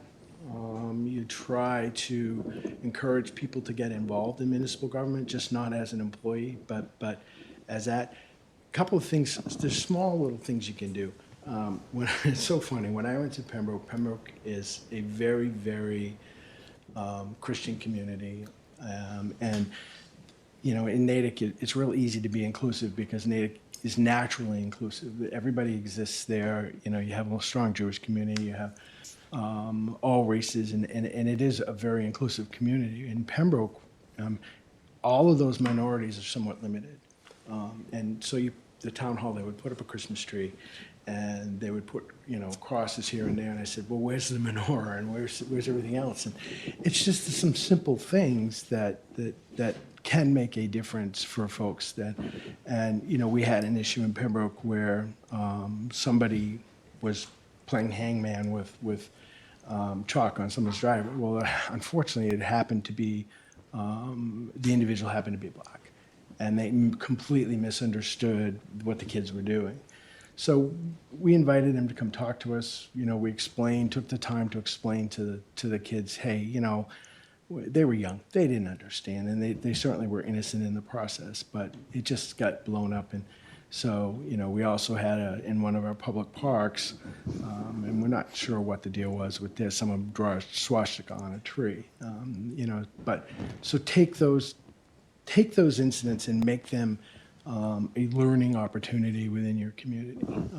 You don't want that to happen, and you guys have very good policies on your board. You have awesome stuff. It's all published, and that's great. Pembroke didn't. So you just, when those types of things happen, take the time to discuss them in public. Great. My question is on professional affiliations, recognition, and external relationships. Please tell us about your professional affiliations, any recognitions or awards you've received, and your working relationships with state and federal leaders. How have these connections helped you advance for your community, advocate rather, for your community, secure resources, or advance key initiatives? Yeah. So I used to maintain professional membership in a ton of different organizations, from the MAAO, with Massachusetts Association of Assessing Officers, Mass Treasurer Collectors Association, Accountants and Auditors, obviously MAAO or MMA, MMMA, all of those organizations, clearly with our regional planning committees. I think those are all critical. I don't do that anymore simply because of cost. Doesn't mean I don't go to their websites and read everything that they publish. You know, the ICMA is unbelievable. I am a really strong supporter of the ICMA, and I read and take advantage of their training opportunities. They offer so much. So if you're a member, which I am, they offer so many training opportunities for free. I've probably done, I don't know, I guess I had some free time this year, but I've probably done 20 of their online courses, the free online courses. And it's just, it gets you to a point where there's new best practices out there. There's new technology out there. There's new ideas. And if you didn't and you don't take advantage of all of those opportunities from all of those organizations, even the ones that I'm not a member of, you're not doing the proper service to your community. So study that stuff. Read. I'm an avid reader. You know, I love to read, so it's kind of easy. My kids always laughed at me. A few years ago, I was reading the Microsoft Tech manuals. And my son says, "What are you doing, Dad?" And I said, "Well, you know, I need to know it. I love to read, and I learned so much from that. I mean, I am the IT guy in Pembroke. We don't have an IT professional. We hire, you know, a support company, but we don't have, I am the IT guy. So it has really, you know, come to where it was a good idea to do at the time, so. So tell us why you're leaving in Pembroke now, or thinking about it. Why Easton, and then what makes you the right fit for Easton? Sure. Why am I leaving Pembroke now? I took the job 6 years ago, right before COVID. My wife and I had planned to move to Pembroke. Pembroke, I love Pembroke. You know, Pembroke is we've made Pembroke an awesome community. It's a great team, great leadership, and why I'm leaving is because it takes me an hour and a half to get there one way. Now, if I leave late at night, I can get home in just over an hour. And my wife has a new position where we're not in the position to move to Pembroke now. I will share with you, the board voted to renew my contract, and if I don't get this job, I'm staying in Pembroke. I'm very picky about where I want to go. There's been a ton of opportunities out there over the last 6 months, and I've only applied for 3 of them. You know, out of probably 20 different opportunities. Why Easton? Yeah, you guys are closer to home. I can get here in under a half hour or just over with traffic. And you guys are a stable community. I don't have to walk in here and make a ton of changes. Are there things I can add? Sure, there's always a value add. With my experience, I'm sure I can add something, but you have a strong leadership team. You have a solid political leadership team. And so coming here, you know, I can collaborate with those folks and, you know, not have to do a ton of those jobs. I wear 7 different hats in the town of Pembroke. We don't have an IT director. We don't have a human resources director. We don't have a finance director. We don't have any communications specialist. We don't have a webmaster or web. We do that. I do that or lead it up. We've trained staff to do that. We don't have a facilities director. I am the facilities director. I don't mind continuing to do that, but when you're driving, you know, upwards of 3 hours a day, you don't have that extra time to put toward all of that. So I've made the decision that if I can find a community such as Easton, that I will apply for the job and, you know, work hard to get there. Thank you. Well, that's the end of our prepared questions, but we'll have some, I'm going to ask the board if, based on what they heard, did that drum up any other extra questions? Because we're doing great for time, so you're not rushed. And I want to ask you, Mark, first, because... Okay. I'll keep everything uniform and ask the same questions I asked the previous candidate. Share with me a little bit about your experience with grants. Oh, love it. Love that question. I have extensive experience with grants. I've done everything from grants writing to mentoring those who do the grants writing. I've had huge successes with grants, both with the town of Natick. I didn't do grants when I was with Newton, but that was a very short stint in my career compared to everywhere else. So, had huge successes with the town of Natick. I'll share some key things that I like to do. Had some great successes with Pembroke. I mean, Pembroke, size-wise, is about 8,000. Yeah, about 8,000 different, lesser population, significantly smaller. Size-wise, you guys are huge as area square footage. But last year, this is calendar year because we do it in our annual report, we brought in $1.7 million in grants. Over the last 5 years, that number is, I had it and I lost it, but it's probably close to the 8 or 9 million all in. We probably don't report all of those. We got $3 million in federal grant for our community center, and several other grants. One trick I will share, because if you don't hire me, you want to make sure the next guy does it. If you apply for a state grant, your first call after you apply for that state grant should be your state legislative team. In Pembroke, I call up and say, hey, we just applied for whatever it is. Well, maybe not green communities. They're not going to help you with green communities. Green communities is all formula driven these days. But every other grant in the state, whether it's an economic development grant or water, sewer, or whatever, call your state legislatures and tell them that you've done that and have them advocate for you. If it's transportation or some sort of planning, call your regional planning association and do the same thing. Why in Pembroke we are members of 2 planning organizations, I don't know, but we are. We predominantly work with OCPC, but we also are members of MAPC. And it's probably for the purchasing that MAPC does with vehicles and all of that. They have a really good purchasing program. So, but I've had extensive experience and really solid career in applying for and receiving grants. Excellent. And one last question from me regarding stabilization. Your stabilization, where you're coming from, where was it when you got there? Where is it now? What's been your... So our stabilization funds, and not just stabilization, but our overall, what I would say, cash, unappropriated cash, was very small when I got there. I have increased that substantially, as have you guys. I mean, if you look at your history from 2017 to now, you've added a substantial amount to your stabilization funds, and that's a good thing. It helps with your bond rating. It helps, it gives you, rainy day cash. Not that I would be a proponent of spending that right now, but I think that's a solid place to be. Okay. Okay. Keeping with consistency in questions, I'll ask the same one as well. So climate change, we're feeling the effects locally, we're seeing the effects globally. It's real and it's here. I'd like to hear about your experience with measures and or policies around both mitigation and or adaptation. And if you have time, speak to the tension with often these measures come with an upfront cost that create a tension in a budget where there's prioritization and things that need money now versus looking ahead. So yeah, that's been.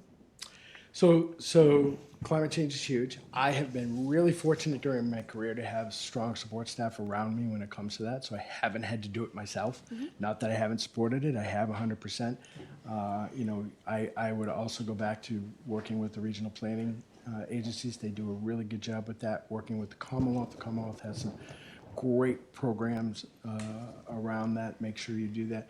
One of the biggest challenges I see today with climate change is the grants have shifted. There used to be great grants for climate change, and grants have now shifted away from climate change to more housing and economic development. So you're not getting the grants that you once did for climate change. So the burden on your local budgets has a department head who's looking to hire 5 police officers because they're short police officers, and you prioritize a climate change project over that, becomes really, really challenging. I'm not sure that where I would be with that, to be completely frank. I completely support climate change initiatives in those projects, but you also have to have a realistic idea for municipal operations. And that's a challenge. That is a huge challenge right now. Thank you.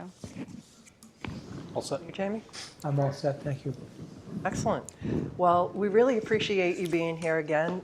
Great answers, and we're ahead of schedule because we didn't take a break between, so don't feel nervous when you look and say, wow, that was really fast. I tried the 4-minute rule. Appreciate that.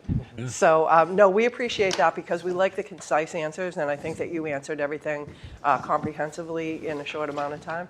And that, that's the way that we like to operate with people. So appreciate you being here tonight. And if anybody else have anything else to Thank add? you so much. Great. Thank you. Thank you, Bill. All right.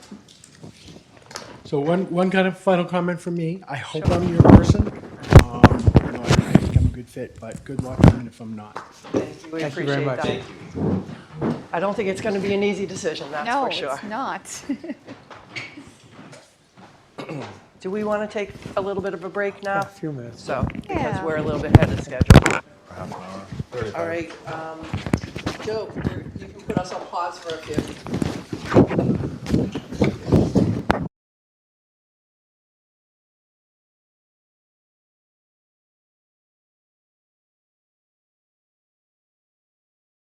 Are back from a brief recess, and we have our third candidate, Liz Dennehy. Yes.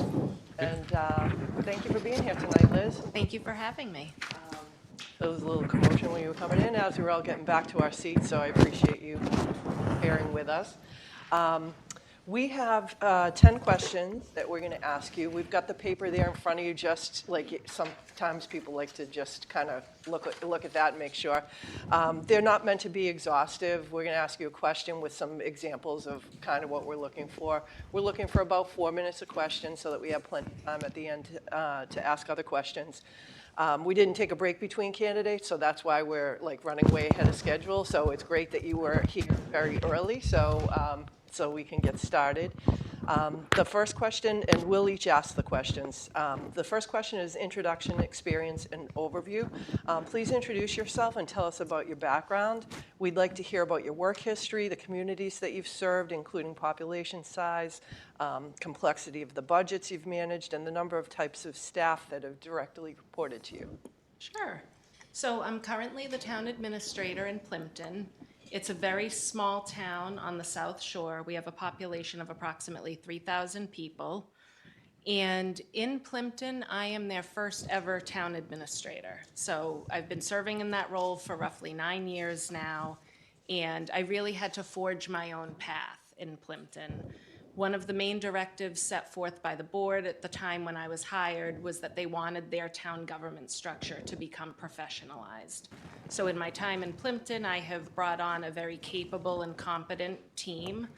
We have a fantastic group of staff, and I've completely overhauled their budgeting processes, their capital planning process, all sorts of financial policies and procedures I have brought forward to the board for adoption.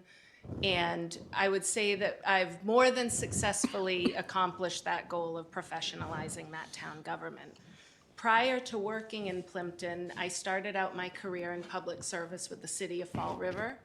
At the time, it was a population of about 90,000 residents. And in Fall River, I was running the planning department. It was a very large and diverse department. It encompassed planning, engineering, zoning, conservation, as well as the city's licensing board. So handling all of the alcoholic beverage licenses for all of the establishments in the city, all of the common victualler licenses, and class 1, 2, and 3 auto licenses. So it was really a wide variety of projects and initiatives that I was working on, very large budgets. And in combination, when you factor in the engineering inspectors and that sort of staff, you were looking at roughly 100 people under my direct day-to-day management. My first experience there, it was coming right into that organization at a management level.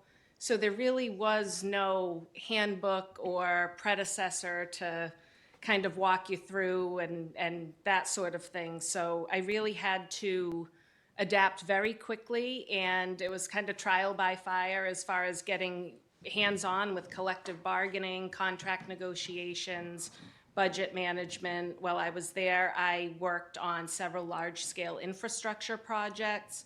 I had a seat at the table when we attracted Amazon and for the construction of their 1 million square foot warehouse facility. I was frequently communicating with people from the governor's office, our state legislators, our regional planning agency, and really building up that relationship and restoring trust in our planning department and in our permitting and zoning processes with the development community. And then from Fall River, I went on to Walpole, which is a town, as you know, that's very comparable to Easton in terms of population and budget. And I was the Community and Economic Development Director there. So in Walpole, I was pretty much the face of the town as far as making that connection with the business community. I was their Chief Development Officer. I was instrumental in helping to negotiate the tax increment financing agreement with a very large healthcare facility. They were looking to expand. We wanted to make sure that happened in Walpole and not somewhere else. I was also a big part in some zoning work there as well, and that enabled the construction of several, I would say, multi-use developments. We were able to facilitate some new growth for a particular area near their rail station. So that was very successful. And I was also able to really get the business community integrated more with the town government. I was the catalyst for the creation of a downtown event series that really showcased all of the local businesses. And I'm proud to say that that event is still taking place annually at this time. So after Walpole, I moved on to Plimpton. I was next in line in Walpole to be the assistant town administrator at the time, but then the opportunity in Plimpton opened up, and myself and the town administrator in Walpole agreed that I couldn't possibly pass that up. But I've been in Plimpton for 9 years now. It's been 9 great years, but I'm absolutely ready to move on to something bigger and more challenging. I feel like I'm not quite being fulfilled maybe at this stage. I'm definitely looking for something more. Great, thank you. Terrific. This is a question about financial leadership and override strategy. Easton, like many other communities, is facing budget pressures due to the rising costs of healthcare, energy, transportation, OPEB, and other rising fixed costs. We are preparing for a smaller operational override after a failed attempt last year. Can you describe a time when you helped the community navigate a difficult budget environment or ballot measure? And what strategies do you use to build public understanding and trust? And what would your approach be here? Sure. So every project and every year in Fall River was a difficult budget year. And we were constantly having to go back and do different memorandums of understanding with the different collective bargaining units for the people working in my direct department. As far as strategy, though, would pertain in this particular situation, I think getting out in front of it and really trying to reach out to the community and let them know what the objectives are. So in this situation here in Easton, I think that the menu style approach for the override is really a good way to go. I think that it would improve upon the optics of it from the standpoint that, let's say you're somebody who's a little more skeptical about local government, or you don't know quite where the funding is going to be allocated towards. I feel like the menu style approach removes all the mystery from that. So while it might not be as advantageous as having it be more of an omnibus style, I do think that that's very effective as far as getting community buy-in. As far as override strategy and carrying that forward, I think getting involved really at the local level, maybe you could utilize ECAT. And I know that it was very successful when you promoted the tricentennial events and that sort of thing. So maybe building on some of that momentum, utilizing some of those strategies. We have a couple different podcasts in town. There's the Be Awesome podcast with Josh Peach. And I was also looking online and I saw that Dave Clifton is doing some podcast work. It looked like something to do with public service and kind of along that vein. So I think maybe also thinking outside the box, even things as simple as going to Langwater on a pizza night and really trying to interface with the residents. Thank you. So this is regarding long-range financial planning. What is your approach to multi-year financial planning and forecasting in a town with strong services but growing cost pressures? How would you help Easton maintain service levels while improving long-term fiscal sustainability? So I tend to go based on a 5-year approach. That's how I do the fiscal forecasting in Plimpton. That's how I do the capital planning process in Plimpton. And I would say for Easton, the challenge are the costs that are kind of outside of our control, right? Like healthcare, pension liability, that sort of thing. But I think if the override is successful, that will be hugely helpful. Obviously, you have the structural deficit, and that's not something that's going to go away easily. But I think as far as outreach and really letting the public know what your plans are, I think that that's important, especially if the school department, let's say, has a need for additional resources. My understanding is they're all set for fiscal 27, but they may need some assistance down the line in 28 or beyond. But as far as it, I don't know, more from like a maintaining services level standpoint, I think it's really important how you negotiate your collective bargaining agreements as well, making sure that you can map out the financial implications down the road. Thank you. Okay, so my question is on capital project management and infrastructure coordination. We got a lot of new construction going on at the same time, big projects. A new police station, a fire station, a DPW facility that are all on one campus, a separate fire substation, and a major sewer expansion to support industrial redevelopment. Can you talk to us about your experience managing large, complex capital projects all at once? And how do you ensure coordination, cost control, and transparency?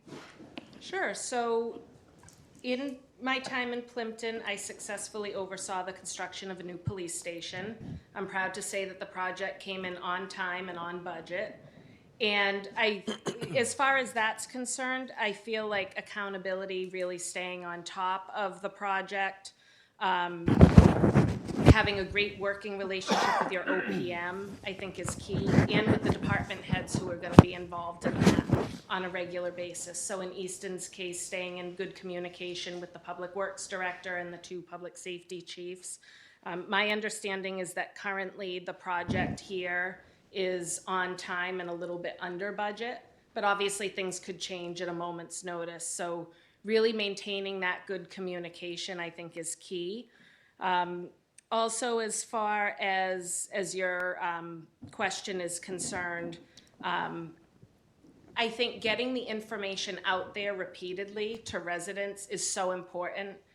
We do run into situations in public service where people don't always feel like they were notified of different things, even though you know that you jumped through a million hoops to make sure that you got word out there. But I think in order to maintain that transparency, you really need to be hitting that mark every single time, getting it out on every possible platform imaginable so that the information is there, it's easy for people to access. And if you were running into a situation where maybe the project seemed like it was going a little over budget or a little slower than what you had initially planned on, I think being transparent and communicating that to the public right away is paramount. Great. Liz, you had an opportunity to meet with our department heads, our high-performing department heads who are recognized both the state, local levels. How do you lead and support high-performing teams and maintaining accountability and alignment with community goals? So I try to lead through empowering others. I'm not a micromanager here. I see this here. I'm not a micromanager. That's not my style. I try to make sure that my department heads have the resources that they need to get their job done to the best of their ability. That's what I feel my role is, and that's what I would carry forward here into Easton. And it's really important that you maintain that level of communication, and you also need to build up a trusting relationship with each department head so that they feel comfortable coming to you if there is a concern or a problem.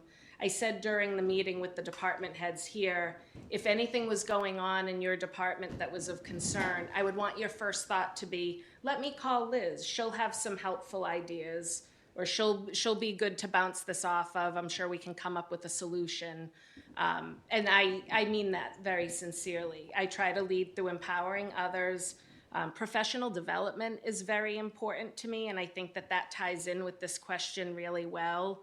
You want your key people to feel engaged, appreciated, and that they're able to continue to improve upon their own skills. And that's a win-win for everybody. It keeps the people engaged, and it also results in them bringing back kind of tidbits of information or new skills to the town. Great. Collective bargaining and labor relations. What is your approach to collective bargaining and maintaining productive relationships with the unions? Please share some examples of how you balance fiscal responsibility with fair contracts and how you work to build trust and resolve challenges during negotiations. Sure. So I recently negotiated our police union contract in town, and we're a small town. We're trying to do more with less resources. And I think having a relationship built on trust with union leadership is paramount to getting a successful negotiation ratified. So my approach as far as union contracts goes, it's really friendly, fair, but firm. The people who I'm communicating with, they know that I'm not a pushover, but at the same time, I am going to do what's fair. And I think it's really important that when you come out of a contract negotiation, that you've created a contract that's fair, that lets the union membership know that they're valued, because retention is key. It costs money every time people walk out the door.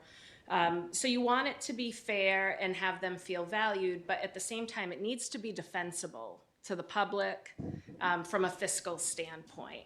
And one of the other key pieces of that is really making sure that going into a negotiation, for example, I would want to make sure that I was aware of any priorities or parameters that the board might have. And then going beyond that, I would want to make sure that the respective department head and myself were in lockstep going into a negotiation, because you never want to be agreeing to something that once you apply it in practice, it's maybe not the best decision, or it causes operational headaches and that sort of thing. As far as the kind of the climate that we're in fiscally, I think that there are creative ways to add value to collective bargaining agreements without necessarily breaking the bank. And I think you have to be creative, you have to be willing to think outside the box and figure out if there are certain items that would maybe improve work-life balance, or anything really that you can do to add value that's not a real game changer financially. And with my police union, like I said, I just wrapped that up not all that long ago. And we were able to get majority of it done without even needing legal counsel involvement. And I think when you're negotiating, you kind of get a sense of where the other side is coming from. And I always have my boundaries and my parameters, but I'm willing to have that dialogue back and forth, because sometimes they request something, and when you stop and think about it, it's like, oh, I didn't realize that that would be so important to you. So I think listening and actually hearing what they're saying is also very important. And I do use Kate Federoff with Mead Tallerman Costa for all of our labor stuff. She was recommended by somebody here in Easton, and I feel like that would be a relatively seamless transition. I don't always need to use Kate for the collective bargaining, but if we get to a sticking point, she's always kind of my ace that I keep in the back pocket. She and I communicate very well. This is a question about town, school, and higher education collaboration. We value our strong working relationship with the superintendent and school committee, as well as our town-gown partnership with Stonehill College, and an active relationship with Southeastern Regional Technical High School. What role do you believe a town administrator should play in fostering collaborative partnerships across K-12, higher education, and technical education, particularly around shared planning, communication, workforce development, and community initiatives? So I think that the relationship with all of those education-based stakeholders is very significant to the well-being of both the town and those particular groups.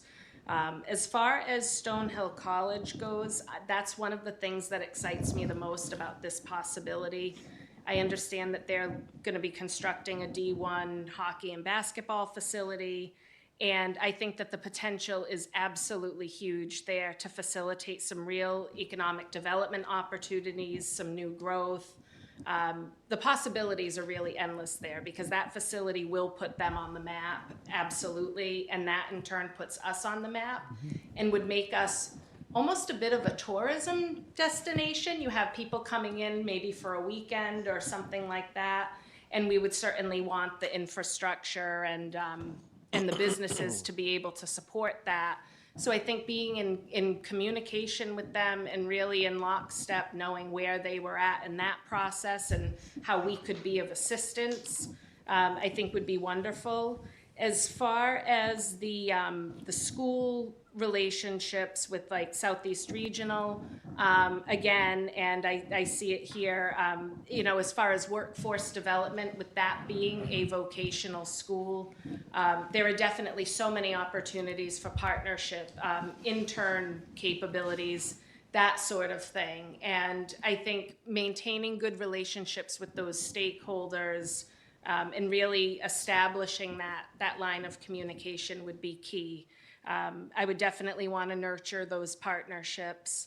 When I was in Fall River, I had some of that. We were home to Bristol Community College, and they were a fantastic partner within the city, and I communicated with them actually on a fairly frequent basis. They were doing a lot of expansion at the time, and I was walking them through some of that, and we were able to cultivate a partnership where they were doing things that were helpful for us and vice versa. Thank you. Thanks. So this question revolves around community values and inclusive leadership. Easton is a welcoming community that celebrates diversity as a core priority. How have you incorporated inclusive practices into municipal leadership, public engagement, and service delivery, and how would you continue to strengthen that culture here? I think if you really reaching out to the community, having those opportunities for community engagement, community involvement, I think supporting community events where you're bringing out a wide range of people. I thought the tricentennial events were fantastic. We had a lot of people from a lot of different walks of life, all finding something that they could enjoy from that. And I think that definitely carries over as far as promoting civic engagement. It's so hard now to get people to want to volunteer and to want to be part of the local government. And I think if you can reach those different sections of the population, that's key, really, to promoting that. As far as strengthening that culture, I would really want to get out there in the community. I tend to be a very hands-on town administrator. I'm always getting out there in the town, knowing what's going on with all sorts of different things, whether it's attending some events at the school or inquiring with the business community, what's going on in their world, do they have any concerns? Also, too, with in Plimpton, we have Cisco Foods, for example, a very large-scale business in our industrial park. Maintaining a good relationship with them, making sure that they have the resources that they need, that everybody's sort of collaborating for the common good. And all of that translates to really solid community events and providing that community engagement. They're a good partner for us on a wide range of events that we do, and we try to integrate public safety and all of our town departments with our events as well. Thank you. Okay, so this question's around professional affiliations, recognition, and external relationships. Please tell us about your professional affiliations, any recognition or awards you've received, and you've talked about this a little bit earlier, your working relationships with state and federal leaders. How have these connections helped you advocate for your community, secure resources, or advance key initiatives? Plimpton's a very small town, so my ability to leverage resources is absolutely key. I am communicating on a very regular basis with our state legislators, state agencies, our regional planning agency, and I'm always able to get at least one state budget earmark for the town. It's critical for grant opportunities, securing those resources. I did a lot of that in Fall River. So Walpole was a little more business community focused and somewhat developer focused. But in Fall River, I was frequently asked to visit the State House. We were working on the South Coast Rail Initiative at that time. So it was having connections with the state partners, with developers, all sorts of neighborhood association leaders. We had multiple different neighborhood associations in the city. And that actually kind of ties into your prior question as well, as far as like fostering a culture of diversity and inclusivity. But being able to communicate with those people on all different levels to leverage resources and to get projects done, that's something that I've been very good at in my time throughout my public service career, really. I'm a member of the Mass Municipal Association. I'm a member of the Mass Municipal Management Association, the Mass Municipal HR Association, the International County and Managers Association. So I have all of those affiliations, and those are really helpful too in the way of networking and really understanding what's going on in the current landscape. Thank you. Liz, I added one piece for everyone to this last question, but you already answered it. And it was early on when you told us why you'd be leaving Plimpton now. And you mentioned it's to take on a bigger, the next phase, right? The next challenge. And so question is, and you may have already answered this kind of too, but why Easton? And then why are you the right fit for Easton? I have built a career in public service that's been based largely in my ability to promote trust and really just, I feel like this is the right time. It's the right time for me. I'm a resident here. I care deeply about the town and the future success of the town. I have children in the school system here. My family and I, we moved here in 2019. We were so grateful to get situated here in Easton right before the pandemic, when the whole world, as we knew it, changed. And some of the things that drew us to the community were, it's known for being a safe community. It's known for having great schools. It's known for being a vibrant community that's very inclusive and has a variety of community events. And I want to be part of all those things on a larger level, and I want to dovetail that with my professional experience. Plimpton may be smaller than Easton, but it's the same form of government. It's all of the same processes. I've just been doing the job for 9 years now with significantly fewer resources. I really don't have much help, so I have to be involved in every single aspect of administering the town government. And I've been fortunate that I've had a great partnership with my, in Plimpton, we're still called Board of Selectmen. So I've had a great run with my Board of Selectmen. I have a great relationship with my finance committee, my school committee. We're regional for schools, so that's very dynamic and has its own challenges. But I know that I can do this. I know that I'm capable of it. It's not a question of learning curve.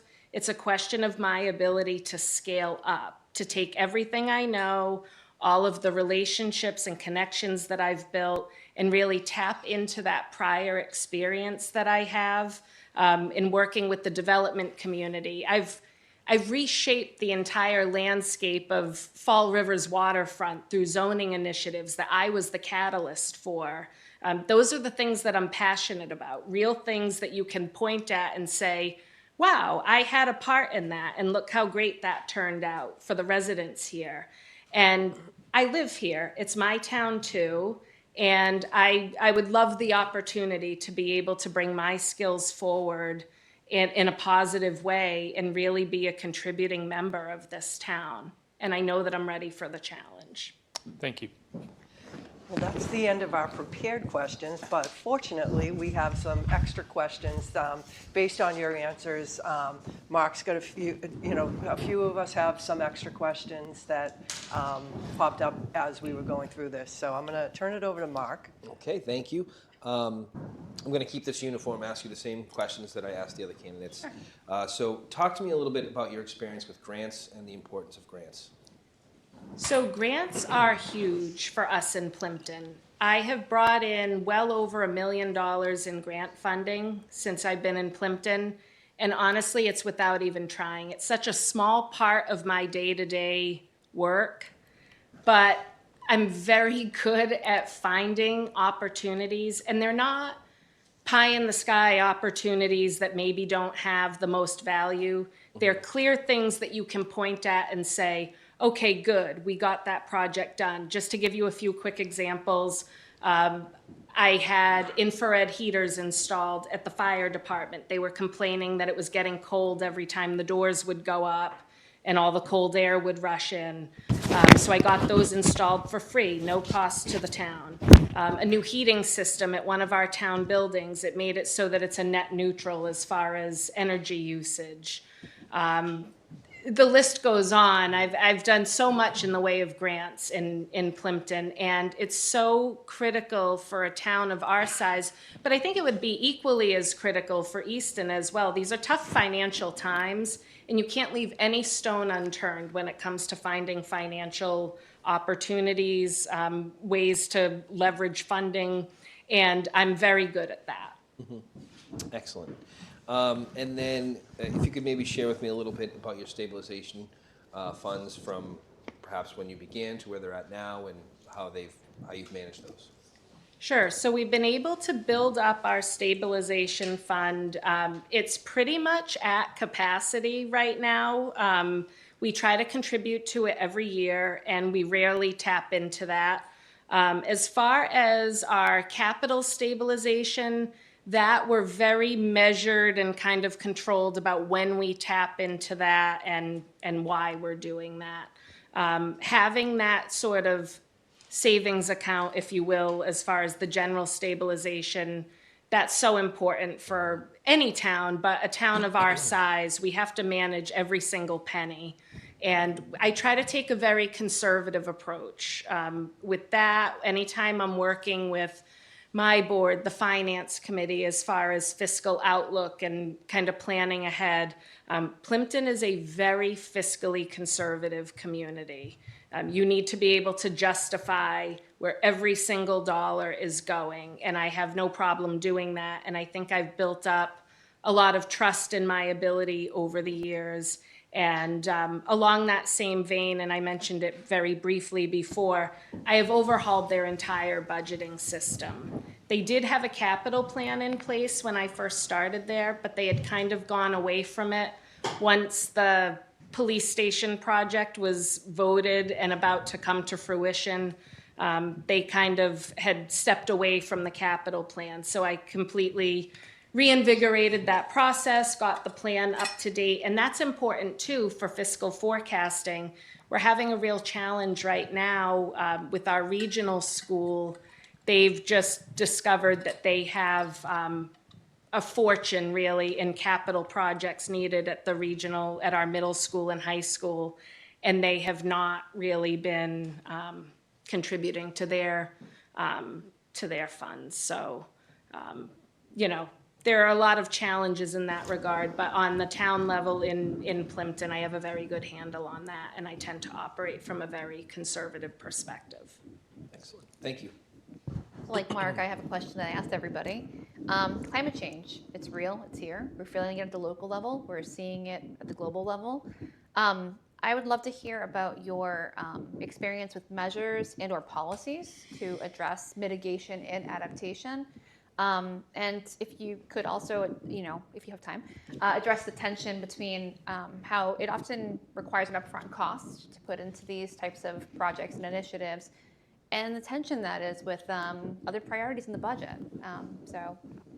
Sure. So I did a lot of that work when I was in Fall River. Under the planning umbrella was the conservation, and I was also serving in the capacity as the environmental affairs officer. So I would really make an effort anytime there were large-scale development projects happening to see if they could incorporate some best practices as far as sustainability measures or measures that were environmentally friendly. You have the stretch code, that's always an option as well. There are different tools in the toolkit, so to speak, that you can use to try to affect sustainability and to have a positive impact in that regard. It does get a little bit tricky when it's things on the town side of things, as you mentioned, competing interests in the budget. I think it's really critical, though, as far as the development of some of these projects, even in the public building projects, you want to make sure that they're as energy efficient as possible. And I feel like now all the science is there, the evidence is there. So explaining to people when you're proposing a project or when you're trying to justify the price tag on a project, how you have that energy savings on the back end. And that's something that I think people don't always want to look at, depending on the cost, as I mentioned, the price tag on it. But I think that that's so important to have those measures incorporated, to have a better tomorrow and to realize those savings. Thank you. Craig? No, I'm all set. Thank you very much. Well, that was great. We really appreciate your time and being here tonight. Thank you. Do you have any questions for us? I do have one. If you were to fast forward 3 years out, what would be one thing that each of you would want to see fully accomplished within the town? I'll go first. Just the sewer project for the industrial park and the relationship with Brockton would be driving economic development in this community. I'll go last. I always go last. Completed development downtown. Financial sustainability, which probably ties into Craig's and yours pretty well, but broadly, like, we just need to get out of this hamster wheel of constantly saying structural revenue deficit, and be in a position where we can breathe a little bit better. So, and I know that's a very challenging, big thing, but. Yeah, along those lines, it's, you know, we've always had a really good partnership with the schools. And so I want to see them brought along, you know, it ultimately is all one bucket after this, you know, for this push that's about to happen. So we need to be able to bring that component along as well. And while you won't necessarily be involved in the day-to-day, I think that partnership is extremely important. And I hope that in 3 years, the ship has been righted across the board, operationally and with schools. And I would really like to see some strength with our business community in attracting and retaining. We have a really great opportunity with the industrial park, reimagining what that looks like. But also, you know, Mark mentioned the downtown, Craig mentioned the industrial park. In the middle is the college and the new hockey. So that all, connecting all that, that's the only place that we have sewer right now that has not taken off. And it really needs some attention and some creativity and some strategy. And Stonehill's a great partner on that. And I think that there's a lot of opportunity there. So that would be, and I agree with everything everyone else said, but I didn't want to repeat, so that would be my. Are you going to look at zoning as a tool for possibly facilitating further development in that area? Of course, we did that when we did the Queeset Development District in the first place, but that was years ago, and Easton's been pretty good about re-looking at the zoning depending on what we want to do, so, It's a powerful tool. yeah. Definitely is. Well, thank you for your time. I appreciate the opportunity. Thank you Thanks, very Dave. much. Thank you very much. Yes. Okay. All right, ECAT, we're going to take another 10-minute break.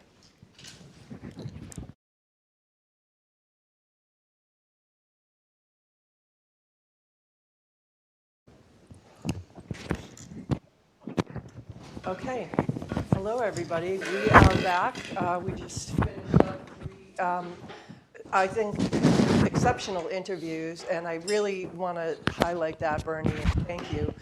We had 27 applications, some really good ones in there.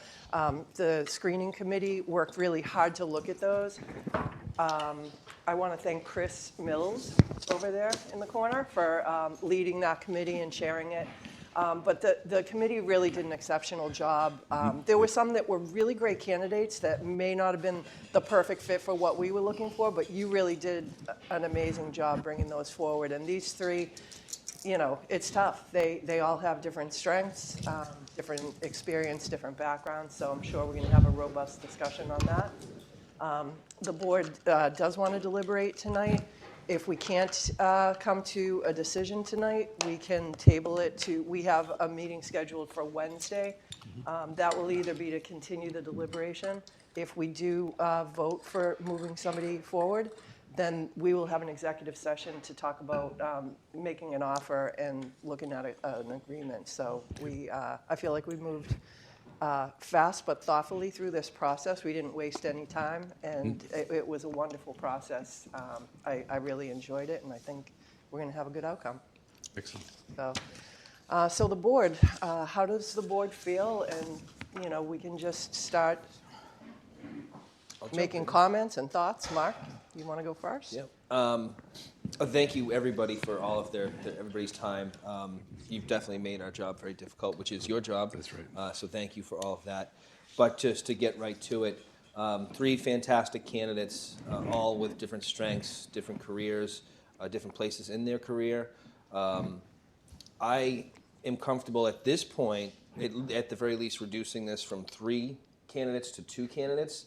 And the one that I would eliminate, and it's really, for me, it was based off of their reasoning on being here, would be eliminate Mr. Chenard, Bill, I believe.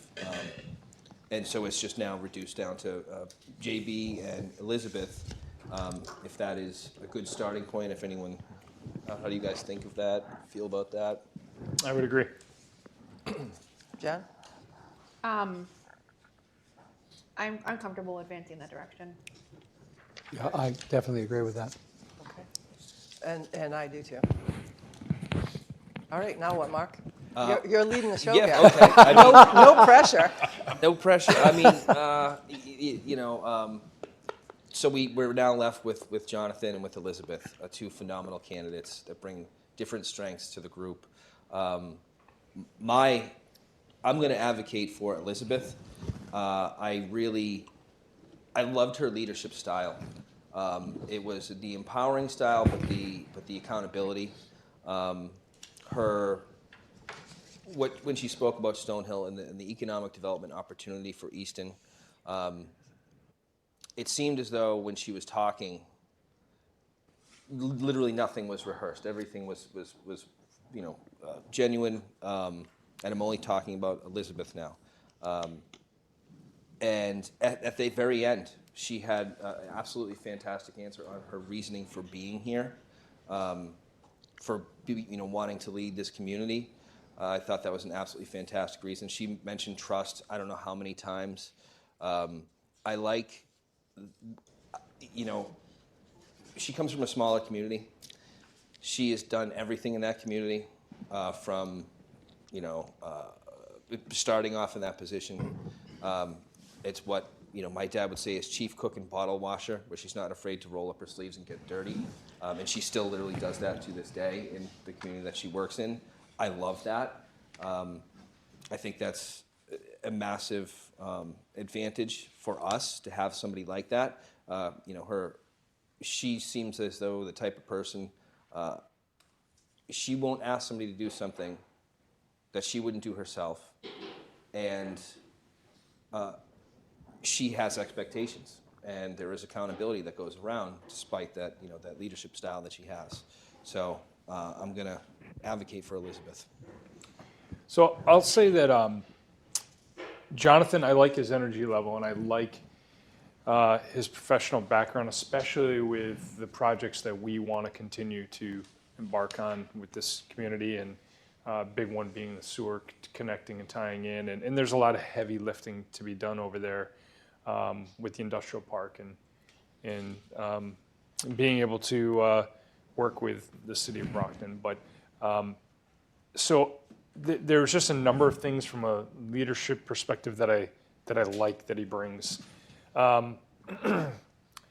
His background, and I think, yes, while I know he really spent the majority of his time talking about his background in Plymouth, it is a large community with, there was a lot going on, and I know that's what mostly pads his resume, but I think it was worthwhile. I think it was worthwhile hearing about what he has been able to accomplish there, some of the tough things he's had to navigate there. So been very tested in his career coming through there. And then who he's worked with, what stakeholders he's gotten to know and build relationships with. And at the federal level, the state level certainly, and the local level, and really having to work with everyone and muster resources that would seem daunting to most communities to have to deal with what Plymouth, it's massive, right? It's a massive community. I don't know the population offhand, but obviously from a square mileage, it's just the largest community in Massachusetts. So we just know that brings a lot of unique challenges. And I like that experience. I think, the fact that he does live right around the corner, I like that Liz lives here in town, and Jonathan is like a mile away. I think that behooves the candidates. So I just don't want to discount I think the amount of experience that he brings to the table. And I think it was probably a real eye-opener on Friday when he got to meet all of our department heads and did realize how dialed in what this team is, how fantastic this team is. And for someone who's, would have to learn that, would have to understand that this is going to be more of a support role for those people. What you can do is continue to be out there and engaging those relationships you have, and working on bringing in grants, and continuing to make sure the resources there to support this high performing team that we have, which the next person to walk in here is very lucky to have that, to have the department heads that we have, to have Sean, to have Elizabeth, to have Wendy. We're very, very fortunate for this next person that's coming in is not going to be starting from square one. They're going to be, quite frankly, they're going to have a lot of tailwind, right? There's going to be a lot of wind at their back, and that's awesome. I think it's fantastic. And whoever this person is going to learn and adopt to the Easton style, that we have really strong leadership here now, and how to continue to work with the team and unify it. So, Thanks, Jamie. I'm not ready to advocate for a particular candidate at this point, but I do want to raise some of the things that are on my mind as I listened. I took extensive notes, as Mark and Jamie can see over here. There's pages for each candidate. I'll start with Jonathan, or JB. I appreciated his cool, calm, collected confidence. I think that's important in a town administrator. He clearly has a strong acumen for, navigating, bringing up examples, drawing from his, he's a good, solid, quick thinker. I appreciated that. I really appreciated his extensive capital planning experience. I think that is a huge asset to any community where he works, and the examples speak for themselves. And he had solid examples of addressing emergency situations, of planning situations, and did a good job tying it back to the community at various levels across stakeholders. So I think that was all really phenomenal. When it came to Liz, there are a couple of things that stood out to me. One, I start a couple of things here. I really appreciated her point about leading by empowering others. As a manager, this is actually my style as well, so it really resonated with me. She talked about trust, bouncing ideas, the fact that someone could come in and reach out to her and say, hey, how can I support you? And she knows that her role in that.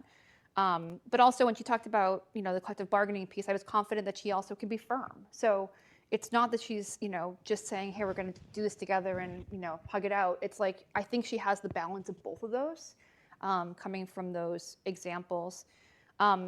I loved that she talked about economic development with Stonehill and tied together a really comprehensive story for our community that was grounded in a specific example. And I don't think I heard that in such a clear way at any other point tonight, except that example. It was just really solid from what Stonehill's trying to do, how to be a partner. She understands the levers of planning and how important that is. Like, capital projects are one piece, but you can't even get to that point if you don't have the right planning and zoning in place. And that requires that's the foundation of it. And I think she gets that and understands those levers and how to pull it. And watching Fall River become a place where people go and hang out and do things, like knowing she's part of that, it's really impressive. I was actually down there 2 weeks ago with my nieces and brought them to the Children's Museum. Like, that community has gone through a lot of change over the past, I'd say, 10, 15 years. And, those seeds are put in place by planners who bring a strong foundation of understanding how to bring stakeholders together and how to, use zoning to make results, really impactful results. It take time. Another thing is she understands a fiscally conservative environment, which is Easton. When she said something about, I have to deal with that kind of culture resonates here. We operate in that space as well. So where I got from Jonathan that he had that strong, confident business acumen, with Elizabeth, the vibe I got was strong outside-the-box thinker. So I'm very much still operating from those two standpoints of navigating which one right now is most important for Easton. Very impressive.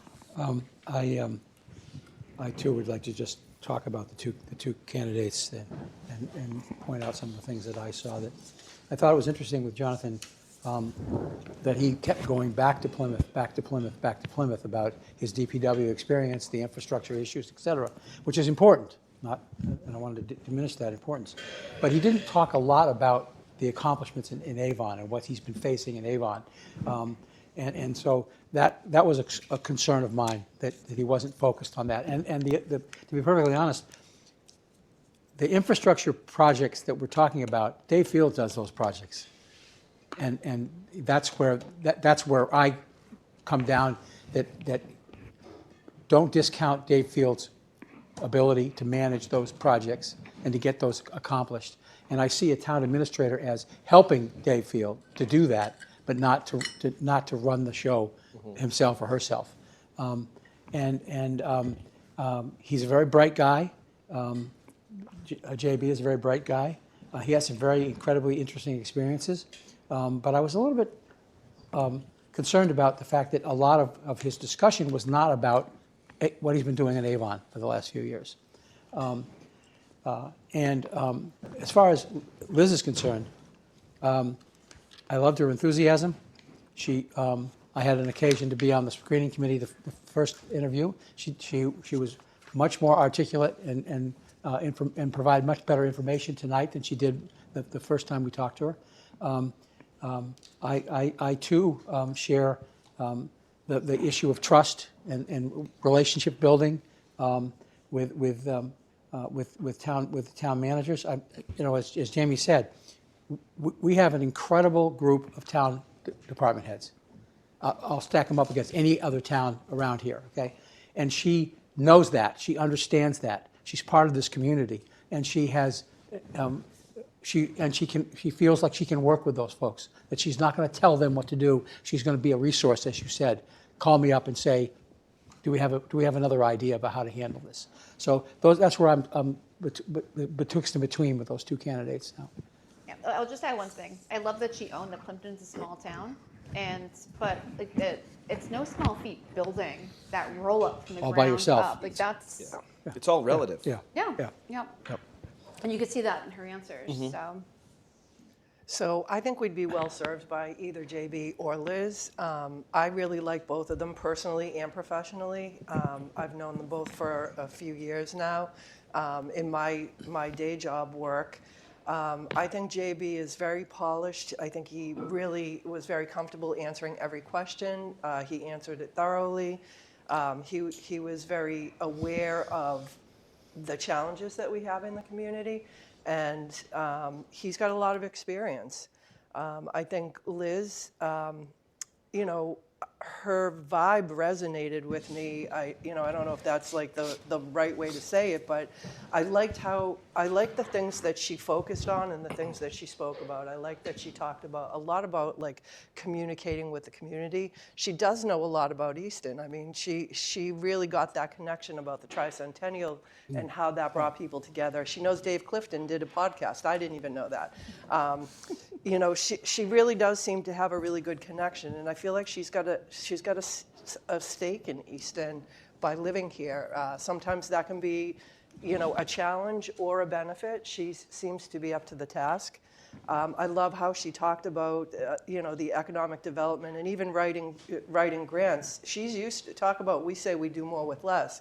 She does, more with much less, and has to be the chief cook and bottle washer, for a lot of different things, which I think has given her a lot of experience that would be helpful to us in where we need things, where we need help. And I think with I agree with what you're saying, Craig, with the infrastructure projects that we have going on.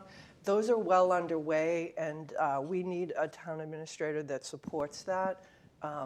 But I don't think we need a town administrator that really needs to do a lot with that. I think that having the face of the community and being out there talking to people and getting some consensus and looking for some new ideas, looking at different ways to do things, like she said, thinking outside the box. I know that a couple of people said that, but she gave some examples of how she used that, and she does have experience in all the things that we were looking for, even for somebody who works for a small town now.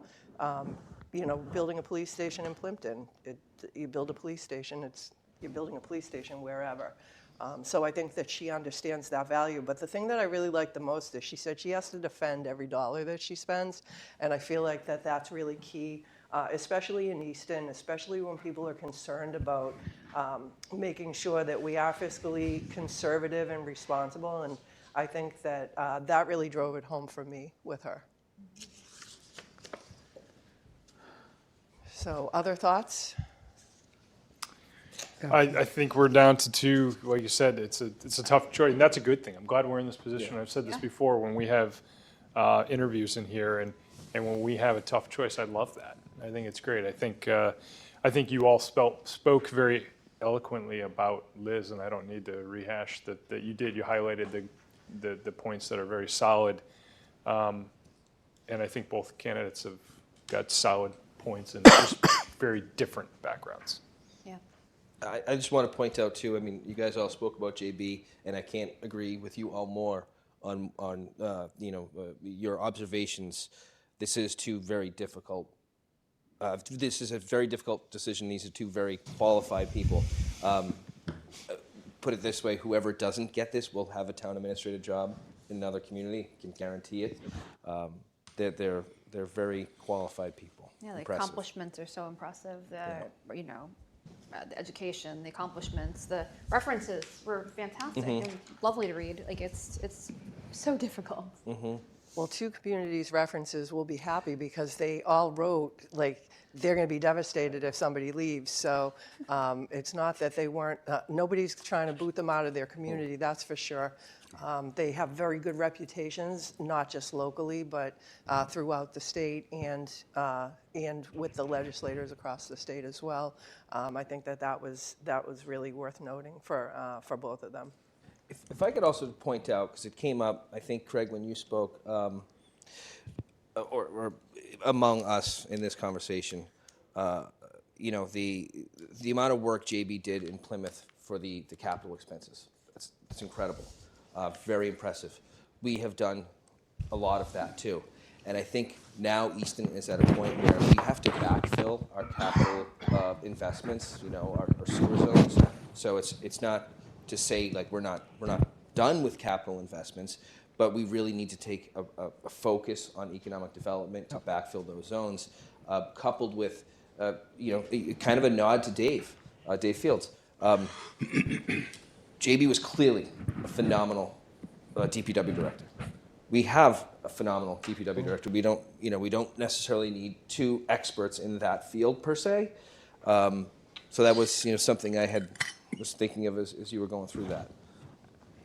Yeah, I think even in Walpole, the strength with the outreach to the business community is going to be very welcomed here. I don't know how much I agree with this 100%, but I still hear that Easton is a tough place to do business for a small business. I would like to think that that's been improving, but I think that somebody like Liz would be somebody that could really try to activate that. She's got proven track record and strategies that she's used in Walpole and Fall River. And, you know, with the experience of working for a big city like Fall River, there's things that, you know, she's got a whole different set of skill set that we really could tap into, I believe. And that's even, I think a city is the toughest place to work because every 2 years you have a whole different, you know, setup of who you report to usually, you know, with mayoral changes, city councilor changes. It's very hard to get projects to get through to completion because there's a lot of change in the political strategy every year. And what that means is it makes it hard to follow your master plan sometimes because the new people come in and they want to do something different. So it's like do a little, change a little, move a little. And if she was able to navigate that, I think that that's a skill set with us because we're going to have a lot of changes, you know, in Easton over the next few years that we're going to need somebody that's scrappy like that and can be able to do what you have to do and get it done. I think one of the things that impressed me about Liz was that she came into a small town and she completely revamped and professionalized in collaboration with the select board. That has to have been a huge, huge job to do that. Whether it's 3,000 people or it's 23,000 people, that's a huge job. And she seemed to, and looking at her references, they speak to those kinds of that skill set. And I agree, Dottie, that planning, zoning, that experience in Fall River to be brought to this town would be very, very helpful. And you know, the 7 or 9 years that she's been in Plimpton, you know, she's done some, according to the references, she's done some really incredible things. And as you said, living in Easton can be a good thing, it can be a bad thing. It depends on how you handle it. But I just think her enthusiasm for this town, and I knew that Dave Clifton did a podcast because I was on it at one time. Well, now I'm but Dave, if you're watching, I expect a phone call this week.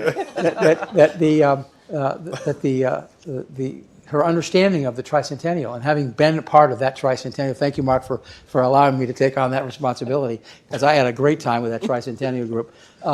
That she was aware of those kinds of things and how utilizing those same kinds of groups of people in order to get the word out about whether it's our menu override or whatever it is that we're doing, you know, speaks very highly to that. And you know, I think that you know, you're right, Jamie, that Jonathan JB can do a lot of those kinds of things.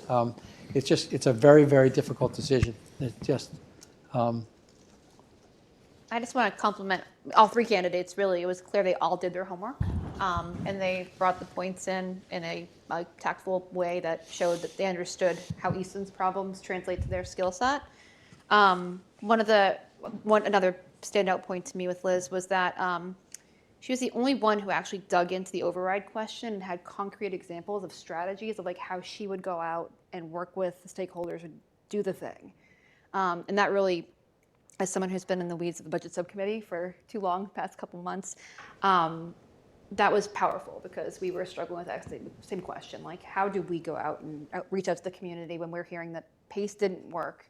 And I like that she dug in, and maybe some of those things work and some didn't, but she put herself out there and threw some ideas out there. So I appreciated that. And that's not to negate that, like I said, there were multiple points for both Jonathan and Mr. Chenard also demonstrated some real savvy homework had been done, but that one jumped out at me. Well, I agree with you. I appreciate the fact that they did their homework, so that they came in here knowing a lot about this town, Yes. at least from what's been presented to them. They're, Very well prepared. yeah, Yes. Yep. yeah. Well, I feel like we have a consensus, so I guess the next step would be if somebody wanted to make a motion, and then we would see if that consensus is what I feel like it sounds like. Right?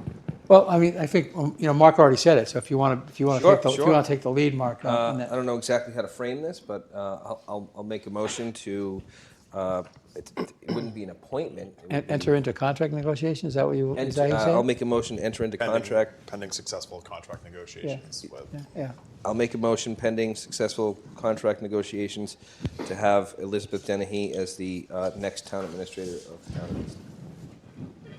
I will second that motion.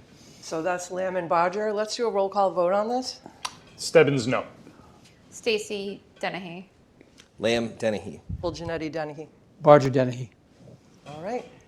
Well, congratulations to all the applicants, and really, really appreciate going through this process, and hopeful to move forward. So we are going to have an executive session on Wednesday night where we'll look at the next steps in negotiation and be prepared to move forward.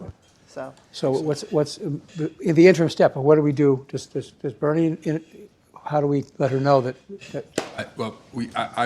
I will call all the candidates, but if you'd like to call Liz, Sure. Okay. so. And thank you, Bernie, for really Oh, knock it sure. out of the Thank park you. process. Thank you. Thank you for the It was, pace, too. I know we gave you a good Fast pace. You gave me a good pace, and we kept up with it. So Yeah, no, we it's had some tight constraints, so thank you. it was a pleasure working on this with you. And thanks to our department heads for Friday, Yeah. spending all that time. That was really impactful, so. And the screening committee, really did a great job. Yeah, so thank you to Chris Mills sitting over there. And I know he gives the thanks to the rest of the screening committee team, but he chaired it, and he, being a full-time firefighter and wearing a lot of hats in the community, being on the Board of Health, he just does a lot, gives a lot, and thank you very, very much. An incredibly important decision.